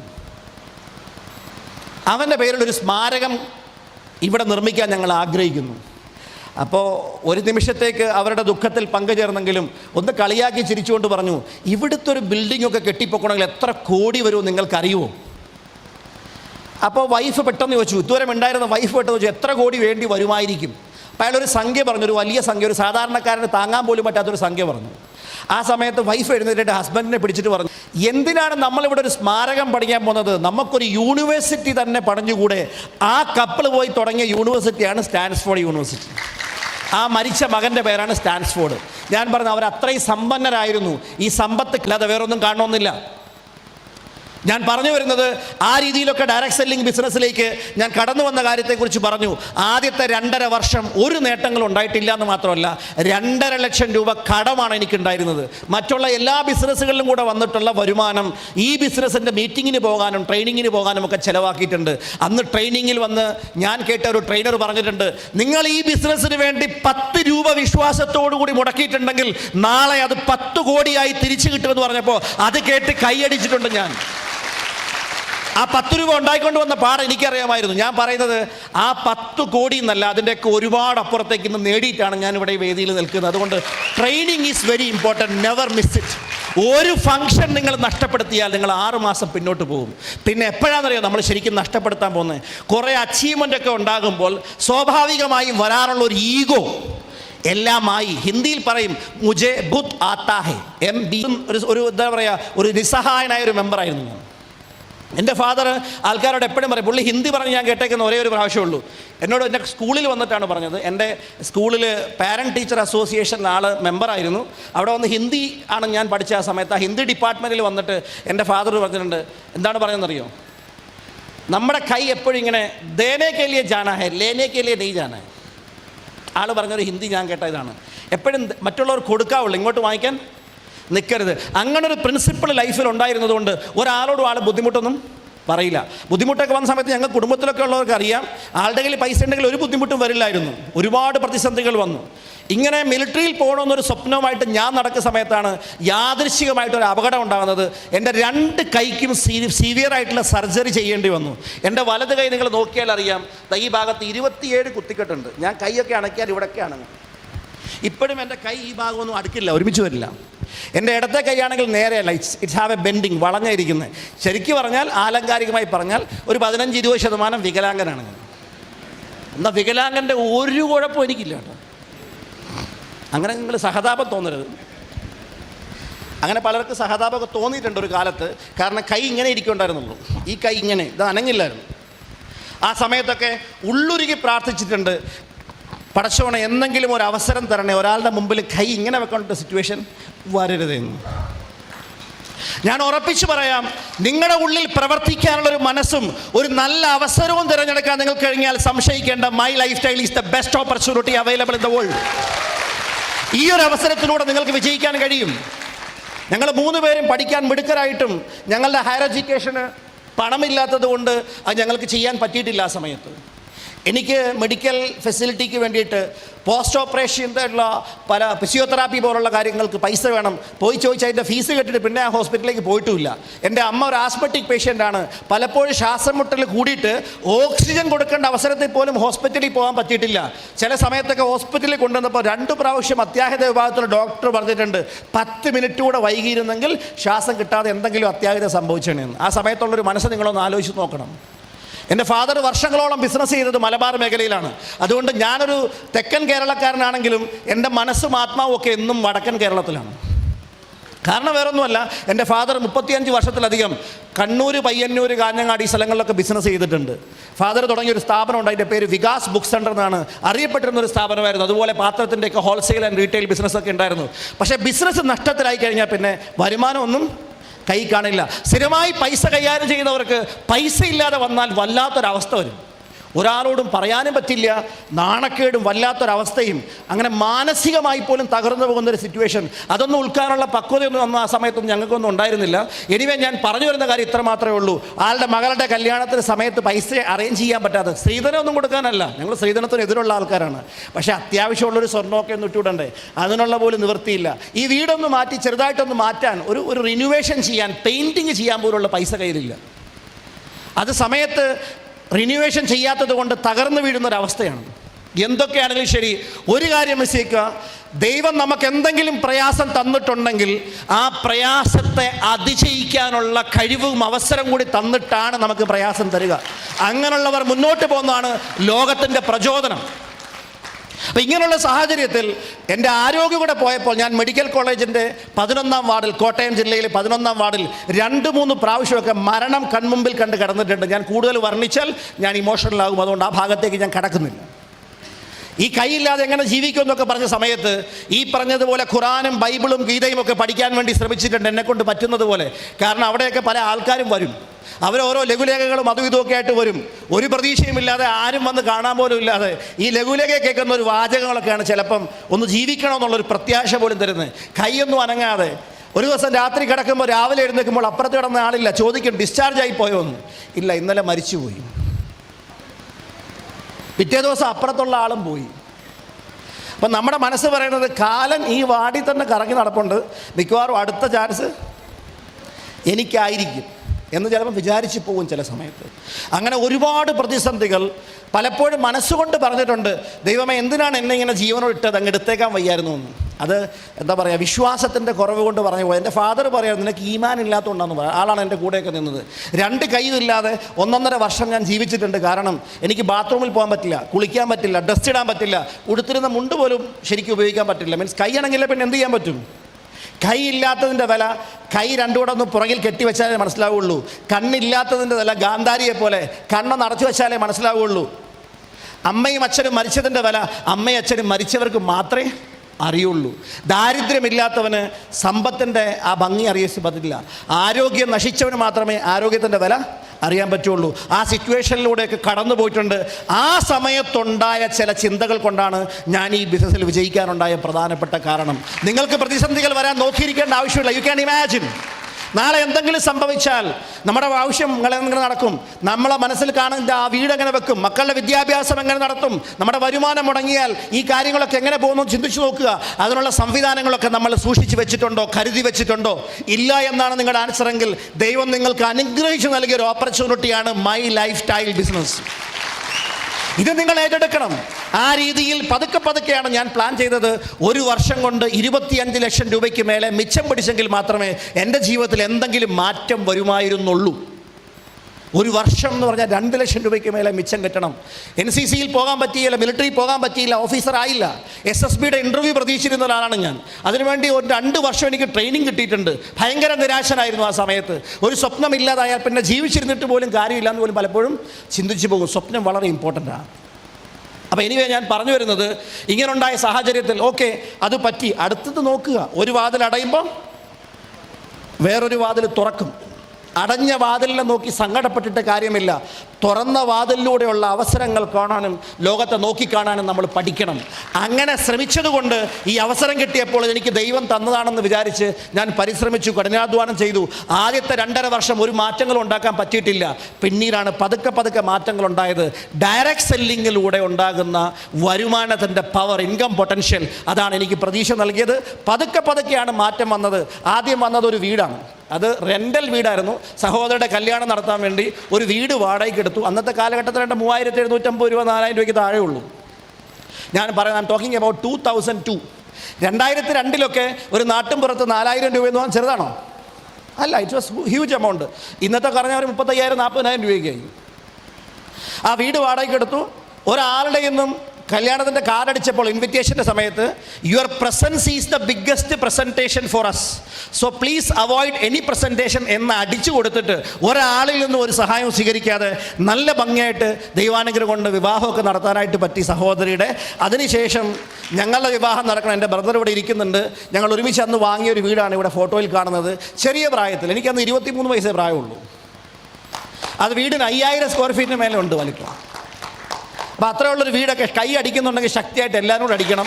ഒരുപാട് കഷ്ടപ്പെട്ടിട്ടുണ്ട്, ഒരുപാട് പേര് കളിയാക്കിയിട്ടുണ്ട്, ഒരുപാട് പക്ഷെ ഞാനും ചിന്തിച്ചിട്ട് നടക്കില്ല എന്ന്. അവിടെ നിന്നാണ് ഈ മാറ്റമൊക്കെ ഉണ്ടായത്. പിന്നെ പതുക്കെ പതുക്കെയാണ് മാറ്റങ്ങൾ വന്നത്. ഞങ്ങളുടെ 2 പേരുടെ വിവാഹം നടന്നു. വിവാഹങ്ങൾ തമ്മിൽ വെറും 13 ദിവസത്തിൻ്റെ വ്യത്യാസം ഉണ്ടായിരുന്നുള്ളൂ. അന്ന് ഞങ്ങൾ ചിന്തിച്ചത് ഇങ്ങനെ, ഏതായാലും കല്യാണം വിളിക്കാൻ പോകാം, 2 പേർക്ക് ഒരുമിച്ച് പോകാമല്ലോ. ഹണിമൂൺ വരെ ഒന്നിച്ചാണ് ഞങ്ങൾ പോയിട്ടുള്ളത്. ഒറ്റ കാറിൽ പോയാൽ മതിയല്ലോ. വണ്ടി ഓടിക്കുക, 2 പേര് ഇരുന്ന് ഉറങ്ങുക, 2 പേര് ഓടിക്കുക, അത്രേ ഉള്ളൂ. 2 പേര് ഓടിക്കാൻ ഒരാൾ ഓടിപ്പിക്കും, മറ്റൊരാൾ ഓടിക്കണം, അത്രേ ഉള്ളൂ. അവർക്ക് ഡ്രൈവിംഗ് ഒന്നും അറിയില്ല. അപ്പോൾ അങ്ങനെയൊക്കെയാണ് ഞങ്ങളുടെ ലൈഫിലെ സ്റ്റോറീസ് പറയുന്നത്.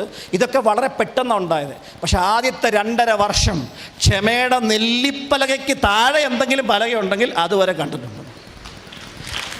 പലപ്പോഴും വിചാരിക്കും ജീവിതം കോഞ്ഞാട്ടേ ആകുമെന്ന്.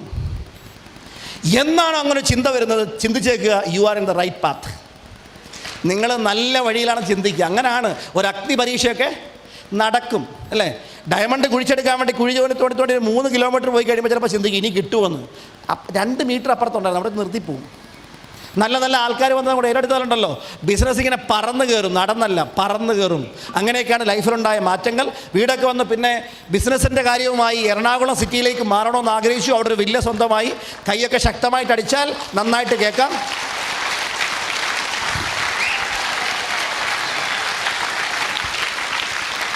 അതേപോലെ മൈ ലൈഫ് സ്റ്റൈൽ ബിസിനസ്സിൽ ഡയമണ്ട് ആയിട്ടിരിക്കുന്ന സമയത്ത് ഞാൻ എപ്പോഴും പുതിയ പുതിയ ടാർഗറ്റുകൾ വെച്ച് വർക്ക് ചെയ്യുന്ന ഒരു വ്യക്തിയാണ്. ഒരു ടാർഗറ്റ് അച്ചീവ് ചെയ്താൽ പുതിയ ടാർഗറ്റിന് പുറകെ പോകും. അതിനെന്നെ പ്രചോദിപ്പിച്ചത് ഖുർആനാണ്.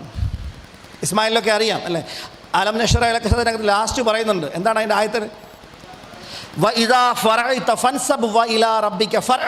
നിങ്ങൾ ഒരു കാര്യം പൂർത്തിയാക്കിയാൽ മറ്റൊന്നിൽ മുഴുകുക, നിന്റെ നാഥൻ്റെ ഭാഗത്തു നിന്നുള്ള അനുഗ്രഹം പ്രതീക്ഷിച്ച് മുന്നേറുക. ഇതാണ് പറയുന്നത്. ഒരെണ്ണം പൂർത്തിയാക്കിയാൽ, കണ്ടന്റഡ് ആയാൽ, അലസതയെങ്ങാനും വന്നാൽ ഇതുവരെ തന്നത് വരെ എടുക്കും. ഹിന്ദിയിലൊരു പ്രയോഗമുണ്ട്, ദൈവം തരാൻ തുടങ്ങിയാൽ മേൽക്കൂര പൊട്ടിച്ചിട്ട് ഇങ്ങനെ ഇട്ട് തരും. ജബ് ലേന ശുരു കർത്താ ഹെ, കേൾക്കുന്നതിൽ ക്ഷമിക്കുക, ചഡ്ഡി ബി ഉദാർക്കല്ലേക. മനസ്സിലായ? എടുക്കാൻ തുടങ്ങിയാൽ നിക്കർ വരെ ഊരിയെടുക്കുന്നു. ഞാൻ പറഞ്ഞ മനസ്സിലാണ്ടോ? ദാറ്റ് മീൻസ് നമ്മൾ ഒരിക്കലും കണ്ടന്റഡ് ആവാൻ പാടില്ല. എൻ്റെ കാര്യമായല്ലോ എന്നെങ്ങാനും ചിന്താഗതി വന്നാൽ, ഞാൻ ഉറപ്പിച്ചു പറയാൻ ഞാൻ മനസ്സിലാക്കിയിട്ടുള്ള ഇന്നത്തെ ഏറ്റവും വലിയൊരു സത്യം, എനിക്ക് എന്തെങ്കിലും കാരണവശാൽ ദൈവം അനുഗ്രഹം തന്നിട്ടുണ്ടെങ്കിൽ, വിജയം തന്നിട്ടുണ്ടെങ്കിൽ, അതിൻ്റെ പിന്നിൽ ഒരു പർപ്പസും കൂടെ തന്നിട്ടുണ്ട്. ആ പർപ്പസ് എന്ന് പറഞ്ഞാൽ, എന്നെപ്പോലെ ആഗ്രഹിച്ചിരിക്കുന്ന ആളുകൾ ലോകത്ത് ലക്ഷങ്ങളല്ല കോടികളുണ്ട്. അവർക്കൊരവസരം കൊടുക്കാൻ, അവർക്ക് പ്രചോദനം നൽകാൻ കഴിയുമെങ്കിൽ അത് നൽകാതെ ഞാൻ മാറി നിന്നാൽ അതിൻ്റെ തിക്തഫലം ഞാനും അനുഭവിക്കേണ്ടി വരുമെന്നൊരു ബോധ്യം പല സമയത്തുണ്ടായിട്ടുണ്ട്. അതിൻ്റെ വെളിച്ചത്തിൽ അതിശക്തമായി എന്നും ആക്റ്റീവായിട്ട് നിൽക്കാൻ ഞാൻ ശ്രമിക്കാറുണ്ട്, എന്നെ കൊണ്ട് കഴിയുന്നത് പോലെ. ഞാൻ നിങ്ങളോട് എടുത്തു പറയാനുള്ള കാര്യം ഇത്ര മാത്രമേ ഉള്ളൂ. ഒരു പുതിയ വീട് വെക്കണമെന്നൊരു ടാർഗറ്റ് വന്നു. ഒരു ബോർഡ് കണ്ടു, വീട് ഇഷ്ടപ്പെട്ടു, നമ്പർ എടുത്തു, വിളിച്ചു, പോയി കണ്ടു, ഇഷ്ടപ്പെട്ടു, അഡ്വാൻസ് കൊടുത്തു. ആ വീട്ടിൽ മക്കളൊക്കെ വലുതായപ്പോൾ മുറി കൂടുതൽ വേണ്ടി വന്നു. അതിലാണ് ഇപ്പോൾ താമസിച്ചു കൊണ്ടിരിക്കുന്നത്, എറണാകുളത്ത്. ഇനി ഡയറക്റ്റ് സെല്ലിങ്ങിലെ ഏറ്റവും വലിയൊരു വളർച്ചയുടെ കാര്യം പറയാം. എൻ്റെ മക്കളുടെ വിദ്യാഭ്യാസ കാര്യങ്ങളും മറ്റു പല ബിസിനസ്സിൻ്റെ ഡെവലപ്മെൻറ്റ് കാര്യങ്ങളുമായി എനിക്ക് അമേരിക്കയിൽ പോയപ്പോൾ അവിടെ വീട് വേണമെന്നൊരാഗ്രഹം വന്നു. ഞാൻ എൻ്റെ ഒരു ഗുരുതുല്യനായി സ്നേഹിച്ചിരുന്ന ഒരു ട്രെയിനർ ഒരിക്കൽ പറഞ്ഞിട്ടുണ്ട്, നിങ്ങളൊരു റോഡിലൂടെ യാത്ര ചെയ്യുമ്പോൾ ഒരു വീട് കണ്ട് നിങ്ങൾക്കത് ഇഷ്ടപ്പെട്ടാൽ അത് വിൽക്കാനുണ്ടെങ്കിൽ പോയി ചോദിക്കുക, അവർ പറയുന്ന പൈസ കൊടുത്ത് വാങ്ങാൻ പറ്റുമെങ്കിൽ അതാണ് ഫിനാൻഷ്യൽ ഫ്രീഡം. അങ്ങനെ ഞാനും അമേരിക്കയിലെ ഒരു തെരുവിലൂടെ ഇങ്ങനെ പോകുമ്പോൾ, റോഡിലൂടെ ഇങ്ങനെ പോകുമ്പോൾ വിൽക്കാനുള്ളൊരു ബോർഡ് ഞാൻ അവിടെ കണ്ടു. ഞാനും വന്ന് ചോദിച്ചു, വിൽക്കുന്നുണ്ടോയെന്ന്. വിൽക്കുന്നുണ്ടെന്ന് പറഞ്ഞു. എത്ര വേണമെന്ന് ചോദിച്ചു. അതിനടുത്തൊരു എമൗണ്ട് പറഞ്ഞു. അവർ സമ്മതിച്ചു. ഈ വീട് വാങ്ങിച്ചു. ആ വീട്ടിലാണ് ഞാനിപ്പോൾ താമസിക്കുന്നത് മക്കളുമായിട്ട്, അമേരിക്കയിലെ ഷിക്കാഗോ എന്ന് പറഞ്ഞ നഗരത്തിൽ. ഇനി ഈ വീട് വാങ്ങിച്ചപ്പോൾ എൻ്റെ വൈഫ് പറഞ്ഞു, ഒരു 6500 സ്ക്വയർ ഫീറ്റ് ഉണ്ട്, ഒരു ചെറിയ മാൻഷനാണത്. പറഞ്ഞു ഇതൊക്കെ ഭയങ്കര, ജോലിക്കാരൊന്നും ഇല്ലല്ലോ, ജോലിക്കാരൊന്നും ഇല്ലാതെ ജീവിച്ചിട്ടില്ല ശരിക്കും പറഞ്ഞു, അതുകൊണ്ട് വലിയതായി. അപ്പം ഞാൻ പറഞ്ഞു, എന്നെ മടുപ്പിക്കരുത്, ഇതിവിടുത്തെ ഉള്ളൊരു ചെറിയ താക്കോല് മാത്രമാണ്, വലിയൊരു മാൻഷൻ വാങ്ങാനുള്ളൊരു താക്കോല് മാത്രമാണ്. ഇനി അതിനുവേണ്ടിയാണ് പണിയെടുക്കുന്നത്. എന്തെങ്കിലും ഒരു നേട്ടമുണ്ടായാൽ അന്നത് മറന്നേക്കുക, അടുത്തതിൻ്റെ പുറകെ പോവുക. വീട്ടിലുള്ള ഭാര്യയുടെയോ ഭർത്താവിൻ്റെ കാര്യത്തിൽ മാത്രം അതിന് ശ്രമിക്കരുത്, ബാക്കി എല്ലാത്തിനും ശ്രമിക്കാം. അപ്പം ഞാൻ പറഞ്ഞു വരുന്നത് വളരെ പോസിറ്റീവായിട്ട് നിങ്ങൾ ഉൾക്കൊള്ളുക. ഞാൻ US നിൽക്കുന്ന സമയത്ത് 18 മാസം എൻ്റെ ഗ്രീൻ കാർഡ് പ്രോസസ്സിംഗ് സമയത്ത് അവിടെ നിൽക്കേണ്ടി വന്നു. എൻ്റെ ഒരു ഡയമണ്ട് ലീഡർ അന്ന് എന്നെ കാണാൻ വേണ്ടി വന്ന സമയത്ത് സതീന്ദ്ര ഡാബറ, ഹരിയാനക്കാരനാണ്. ആൾ ഫാമിലിയോടെ വന്നപ്പോൾ ഞാൻ എൻ്റെ ഫാമിലിയോടൊപ്പം എടുത്തൊരു ഫോട്ടോയാണത്. പിന്നെ എൻ്റെ ബിസിനസ്സിൻ്റെ വളർച്ച ആരംഭിക്കുന്നത് നടന്നുകൊണ്ടാണ്. ഡെയിലി 25-30 കിലോമീറ്റർ നടന്നിട്ടാണ് ഞാൻ ഈ ബിസിനസ് ചെയ്തിട്ടുള്ളത്. അഡ്വക്കേറ്റ് ആന്റണി സാറിന് അറിയാം, ഞാൻ നടന്ന് ബിസിനസ് ചെയ്യുന്ന കാലത്ത് സാർ എന്നെ കണ്ടിട്ടുണ്ട്. സാറിൻ്റെ ജ്യോതി പാലത്തിനടുത്തുള്ള ആ ഇൻസ്റ്റിറ്റ്യൂട്ടിൽ, ആ ട്യൂഷൻ സെൻറ്ററിൽ സ്പോക്കൺ ഇംഗ്ലീഷ് പഠിപ്പിക്കുന്ന സ്ഥലത്ത് എൻ്റെ വൈഫ് സാറിൻ്റെ ഒരു സ്റ്റുഡൻ്റ് ആയിരുന്നു. അവിടെ ഞാൻ ചെന്ന് കയറുന്നതൊക്കെ നടന്നാണ്. ഒരു ഹരിഹരൻ സാറിൻ്റെ ഒരു കൈനറ്റിക് ഹോണയുടെ പുറകിലിരുന്നിട്ടാണ് ഞാൻ റൈബാൻ്റെ ഒരു റൂമിൽ നിന്ന് ഇങ്ങനെ ഇറങ്ങിങ്ങനെ പോകുന്നത്. അപ്പോൾ ആളുടെ ലിസ്റ്റ് എടുക്കുമ്പോൾ ആൾ പറഞ്ഞു, അഡ്വക്കേറ്റ് ആൻ്റണി സാർ, അന്ന് അഡ്വക്കേറ്റ് അല്ല സാറ്, അന്ന് അവിടെ ആൻ്റണി സാറുണ്ട്, ആൻ്റണി സാർ ഇവിടെ പഠിപ്പിക്കുന്നതാണ്, ടീച്ചറാണ്. അപ്പോൾ എൻ്റെ മനസ്സിൽ ആദ്യം കയറിയത് ഒരുപാട് നല്ല ശിഷ്യന്മാരുണ്ടായിരിക്കും, പെട്ടെന്ന് ബിസിനസ് കിട്ടുമെന്ന് വിചാരിച്ചു. അതങ്ങനെയാണ് നിങ്ങൾ കാണേണ്ടത്. അപ്പം അങ്ങനെ ഞാൻ ഉടനെ തന്നെ, എന്നാൽ പിന്നെ നമുക്ക് 2 ആഴ്ച കഴിഞ്ഞ് കാണാം. ഞാൻ പറഞ്ഞു, സാറിൻ്റെ കയ്യിൽ വണ്ടിയുണ്ടോ? വണ്ടിയുണ്ടല്ലോ, ഇന്നതാ പോയേക്കാം. അപ്പം തന്നെ ഇറങ്ങി പോവാണ്. നാളത്തേക്കൊന്നും വെക്കരുത്. കബീർദാസ് പറഞ്ഞ അടുത്തൊരു ദോഹയാണ്, കൽ കരേസോ ആജ് കരേസോ അബ് പൽപ്രെ പ്രളയ ഹോയകി ബഹുരി കരേ കബ് എന്ന് പറഞ്ഞാൽ എന്താ അർത്ഥം? എന്താ? നാളെ ചെയ്യാനുള്ള കാര്യങ്ങൾ ഇപ്പം ചെയ്യുക, ഇന്ന് ചെയ്യുക. ഇന്ന് ചെയ്യാനുള്ള കാര്യങ്ങൾ ഈ സെക്കൻഡിൽ ചെയ്യുക. കാരണം ഒരു സെക്കൻഡ് കൊണ്ട് വലിയ പ്രളയം വന്ന് ലോകം മുഴുവൻ നശിച്ചു പോയാൽ നീ പിന്നെ എപ്പോൾ ചെയ്യാനാണ്? It's a very big one. അപ്പം അതുകൊണ്ട് അങ്ങനെ അന്ന് പോയപ്പോൾ എനിക്ക് വഴിയിൽ വീണ് കിട്ടിയ ഒരു ഡയമണ്ടാണ്, വെറും ഒരു ഡയമണ്ട് അല്ല, ക്രൗൺ ഡയമണ്ട് ആയിരുന്നു അഡ്വക്കേറ്റ് ആന്റണി സാറ്. അതുപോലെ സുനിൽ ബാബു സാർ, അദ്ദേഹം ഇവിടെ ഇരിപ്പുണ്ടോ എന്ന് എനിക്കറിയില്ല. സുനിൽ ബാബു സാർ ഇവിടെ ഉണ്ടോ? എത്തിയിട്ടുണ്ടോ സുനിൽ ബാബു സാർ? ഉണ്ട്, ബാക്കിലുണ്ടാവും. ഞാൻ പറഞ്ഞു ഇങ്ങനെയുള്ള പല ആൾക്കാരെയും പരിചയപ്പെടാൻ കിട്ടിയ സാധ്യതയാണ് ഞാൻ പറഞ്ഞു വരുന്നത്. എൻ്റെ ബിസിനസ്സിലൂടെ ഇന്ന് നമ്മൾ കാണുന്ന ക്രൗൺ ഡയമണ്ട്ഷിപ്പ് പൊസിഷൻ എത്തിയ വ്യക്തിയാണ് അഡ്വക്കേറ്റ് ആന്റണി സാർ. അതുകൊണ്ടാണ് ഞാൻ ആളെ പേരെടുത്ത് പറഞ്ഞത്. അതേപോലെ വേറൊരു ക്രൗൺ ഡയമണ്ടാണ് സുനിൽ ബാബു സാറ്. അവരൊക്കെ കുറച്ച് കാല സമയത്ത് ഡയറക്റ്റ് സെല്ലിങ് 2012-13 സമയത്ത് ഒരു ചെറിയൊരു പ്രതിസന്ധി വന്ന കാലഘട്ടങ്ങളിൽ പല മേഖലകളിലേക്ക്, ട്രഡീഷണൽ മേഖലയിലേക്കൊക്കെ തിരിഞ്ഞു പോയിരുന്നു. എന്നാൽ യഥാർത്ഥത്തിൽ ഈ ബിസിനസ്സിൻ്റെ ഒരു വൈറസ് ഉള്ളിൽ കയറിയിട്ടുണ്ടെങ്കിൽ നിങ്ങൾ ആഗ്രഹിച്ചാൽ പോലും ഇതിൽ നിന്ന് മാറി നിൽക്കാൻ കഴിയില്ല. സാർ ഇപ്പോൾ ഒരു പുതിയ DTC അല്ലെങ്കിൽ ZTC ലീഡർ ആയിട്ടാണ് ഇവിടെ വന്ന് നിൽക്കുന്നത്. സാറ് ദുബായിൽ പോലും ഞങ്ങളുടെ ട്രെയിനിങ് പ്രോഗ്രാമിൽ വന്നിരുന്നു. ഞാൻ സാറിനെ ആക്സെപ്റ്റും ചെയ്തു. കാരണം I am sure about he will achieve great things and bigger things. I am sure about it. ഞാൻ നിങ്ങളോട് പറയാനുള്ള കാര്യം എന്ന് വെച്ച് കഴിഞ്ഞാൽ, നിങ്ങളിതിൻ്റെ വാല്യൂ മനസ്സിലാക്കണം. സാറിൻ്റെ വീട് ആലപ്പുഴയിലാണ്. ഞാൻ പറഞ്ഞ സുനിൽ ബാബു സാറിൻ്റെ വീട് എറണാകുളത്താണ്. അവരൊക്കെ ഇവിടെ നിന്ന് ട്രെയിനിങ് കേൾക്കാൻ വേണ്ടി വന്നിരിക്കുന്നുണ്ട്. ഇവരൊക്കെ ഏറ്റവും നല്ല ട്രെയിനേഴ്സായിട്ട് അറിയപ്പെട്ടിരുന്ന ആൾക്കാരാണ്.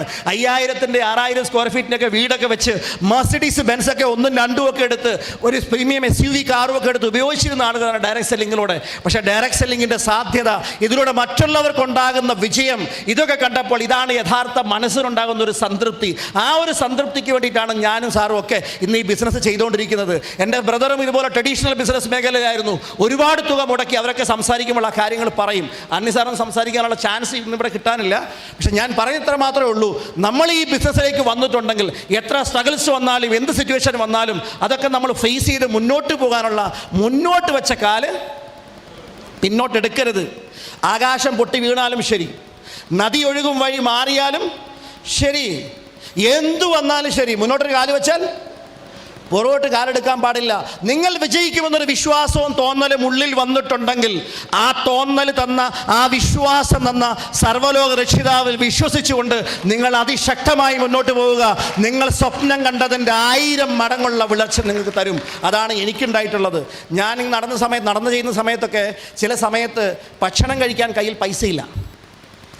ആളുകളുടെ ബിസിനസ്സിൻ്റെ പൈസ എൻ്റെ ബാഗിൽ 2 ലക്ഷം 3 ലക്ഷം രൂപയുണ്ട്. ഞാൻ ഉറപ്പിച്ചു പറയാം, നമ്മുടെ ടീമിൽ വരുന്ന ആളുകളുടെ പർച്ചേസിങ്ങിൻ്റെ എമൗണ്ട് 1 രൂപ പോലും നമ്മൾ ഉപയോഗിക്കാൻ പാടില്ല. That is not our money.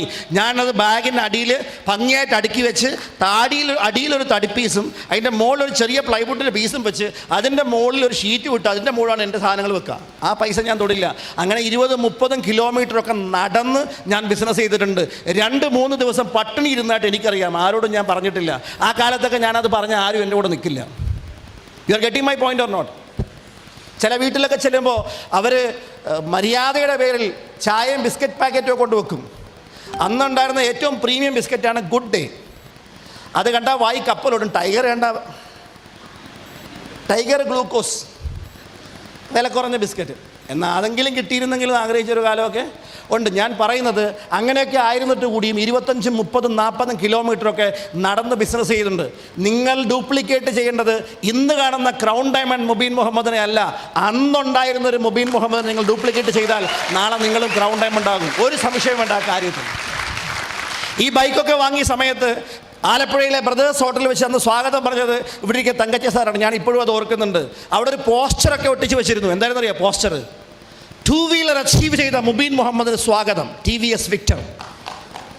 Advocate Antony സാറൊക്കെ അന്ന് ആ സമയത്ത് വിക്ടർ ബൈക്കാണ് ആദ്യമായിട്ട് വാങ്ങിയത്. അങ്ങനെയൊക്കെയാണ് ഞങ്ങളുടെ തുടക്കം. ഞാൻ പറഞ്ഞ ഇത്ര മാത്രമേ ഉള്ളൂ. ഇവിടുന്ന് പതുക്കെയാണ് വളർച്ച ഉണ്ടായത്. പിന്നീട് ഒരു കാറ് വന്നു, ഒരു Tata Indica, Skoda Octavia, Innova. ഈ മാറ്റങ്ങളൊക്കെ ഞാൻ പെട്ടെന്ന് പറയുന്നെങ്കിലും ഒരുപാട് കാലഘട്ടങ്ങൾ കഴിഞ്ഞാണ് സമയോചിതമായിട്ടാണ് മാറ്റങ്ങൾ വന്നത്. ഇൻ ബിറ്റ്വീൻ കാണിക്കാത്ത പല കാറുണ്ട്, ടൊയോട്ട കൊറോള, ഇതൊക്കെ ആ സമയത്ത് ഞങ്ങൾ വാങ്ങിച്ചിട്ടുണ്ട്. എൻ്റെ 27 വയസ്സ് കഴിഞ്ഞ് 28ാമത്തെ വയസ്സിൽ വരുന്നതിന് മുമ്പ് സെൽഫ് ഏൺഡ് മണി കൊണ്ട് BMW 5 സീരീസിൻ്റെ top model totally imported from Germany അത് ഞാൻ വാങ്ങിച്ചിട്ടുണ്ട്. ഇപ്പോഴും അതെൻ്റെ വീട്ടിൽ കിടപ്പുണ്ട്. ഇതിനിടയ്ക്ക് പല പല വാഹനങ്ങൾ മാറി ഉപയോഗിച്ചിട്ടുണ്ട്. ദുബായിൽ ഈ ബിസിനസ്സിന് ഡെവലപ്മെൻറ്റുമായി പോയി അവിടെ ഡ്രൈവിംഗ് ലൈസൻസിൻ്റെ അടുത്ത് അന്ന് വീട്ടിൽ പഞ്ചസാര തീർന്നാൽ 1 കിലോ പഞ്ചസാര വാങ്ങി വരുന്നത് പോലെ ടൊയോട്ടയുടെ ഫോർച്യൂണർ മോഡൽ വാങ്ങാനുള്ള സാമ്പത്തിക ശേഷി ഈ ബിസിനസ് എനിക്ക് തന്നിട്ടുണ്ട്. പട്ടിണി കിടന്നവനാണെന്ന് മറക്കരുത്, അത് മാത്രമേ ഉള്ളൂ. ഞാനിന്ന് താമസിക്കുന്നത് അതിസമ്പന്നർ മാത്രം താമസിക്കുന്ന എറണാകുളത്തെ ഒരു സൂപ്പർ ലക്ഷറി പ്രീമിയം വില്ലയിലാണ്. അതിൻ്റെ മുമ്പിൽ വെച്ച് ഭ്രമരം പ്രോഗ്രാമിൽ എൻ്റെ കൂടെ സോമകുമാർ സാർ ഉൾപ്പെടെ, പ്രസാദ് സാർ ഉൾപ്പെടെ നിരവധി leaders, Anoop sir, Anees sir, Belly sir, Shailesh sir തുടങ്ങി 100 ആൾക്കാർ, സുനിലാൽ സാറായിരുന്നു അന്ന് എടുത്ത ഏറ്റവും ചെറിയ അച്ചീവർ, ഫോർഡ് എക്കോസ്പോർട്ട്, ജീപ്പ് കോമ്പസിൽ വിനോദ് സാറ്, ഒരു ഫോർഡിൻ്റെ എൻഡേവറും, അങ്ങനെ പല പല കാറുകളൊക്കെ മാറി അവിടെ കയറിയിട്ടുണ്ട്. അങ്ങനെ 100 അച്ചീവേഴ്സ് പുതിയ കാർ എടുത്തപ്പോൾ എനിക്കൊരു മെർസിഡീസിൻ്റെ GLS കാർ വന്നു. ഇന്ന് അതിൻ്റെ മാർക്കറ്റ് വാല്യൂ 1,60,00,000 രൂപയുണ്ട്. ഒരു സൈക്കിൾ പോലും ഇല്ലാത്തവൻ്റെ മാറ്റമാണ് പറയുന്നത്. ഈ ഫോട്ടോ ഞാനെടുത്തതല്ല, ഫോട്ടോഗ്രാഫർ എടുത്തതാണ്. അപ്പം വൈഫും പിള്ളേരും അപ്പുറം നിൽപ്പുണ്ട്. അവർ പറഞ്ഞു ഞങ്ങളും കൂടെ നിൽക്കട്ടെ എന്ന്. അപ്പം ഞാൻ പറഞ്ഞു വേണ്ടാന്ന്. മുഖം വളിച്ചു പോയി, എൻ്റെ അല്ല അവരുടെ. അപ്പോൾ അവർ പറഞ്ഞു അതെന്താണ്, മുമ്പിൽ നിന്ന് നിന്നപ്പോൾ ഞങ്ങളുണ്ടായിരുന്നല്ലോ എന്ന്. ഞാൻ പറഞ്ഞു അതിൻ്റെ പിന്നിൽ പ്രവർത്തിച്ചത് ഞാനാണെന്ന് നാട്ടുകാരറിഞ്ഞോട്ടെ. അതുകൊണ്ട് നിങ്ങൾ മുമ്പിൽ മാത്രം നിന്നാൽ മതി, പുറകിൽ നമ്മൾ നിന്നോളാം.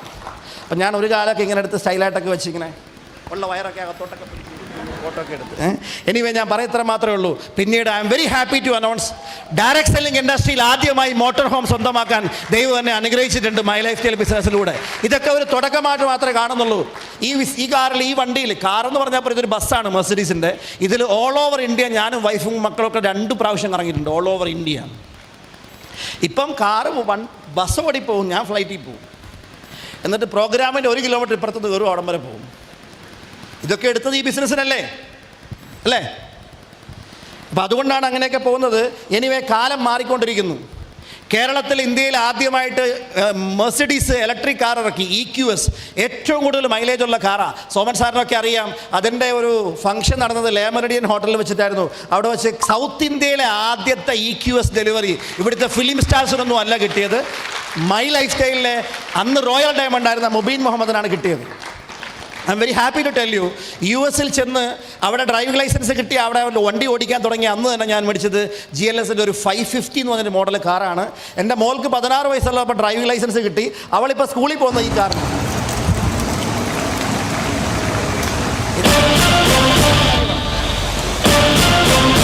ഉറക്കം എഴുന്നേക്കാൻ കൈയടിക്കുക.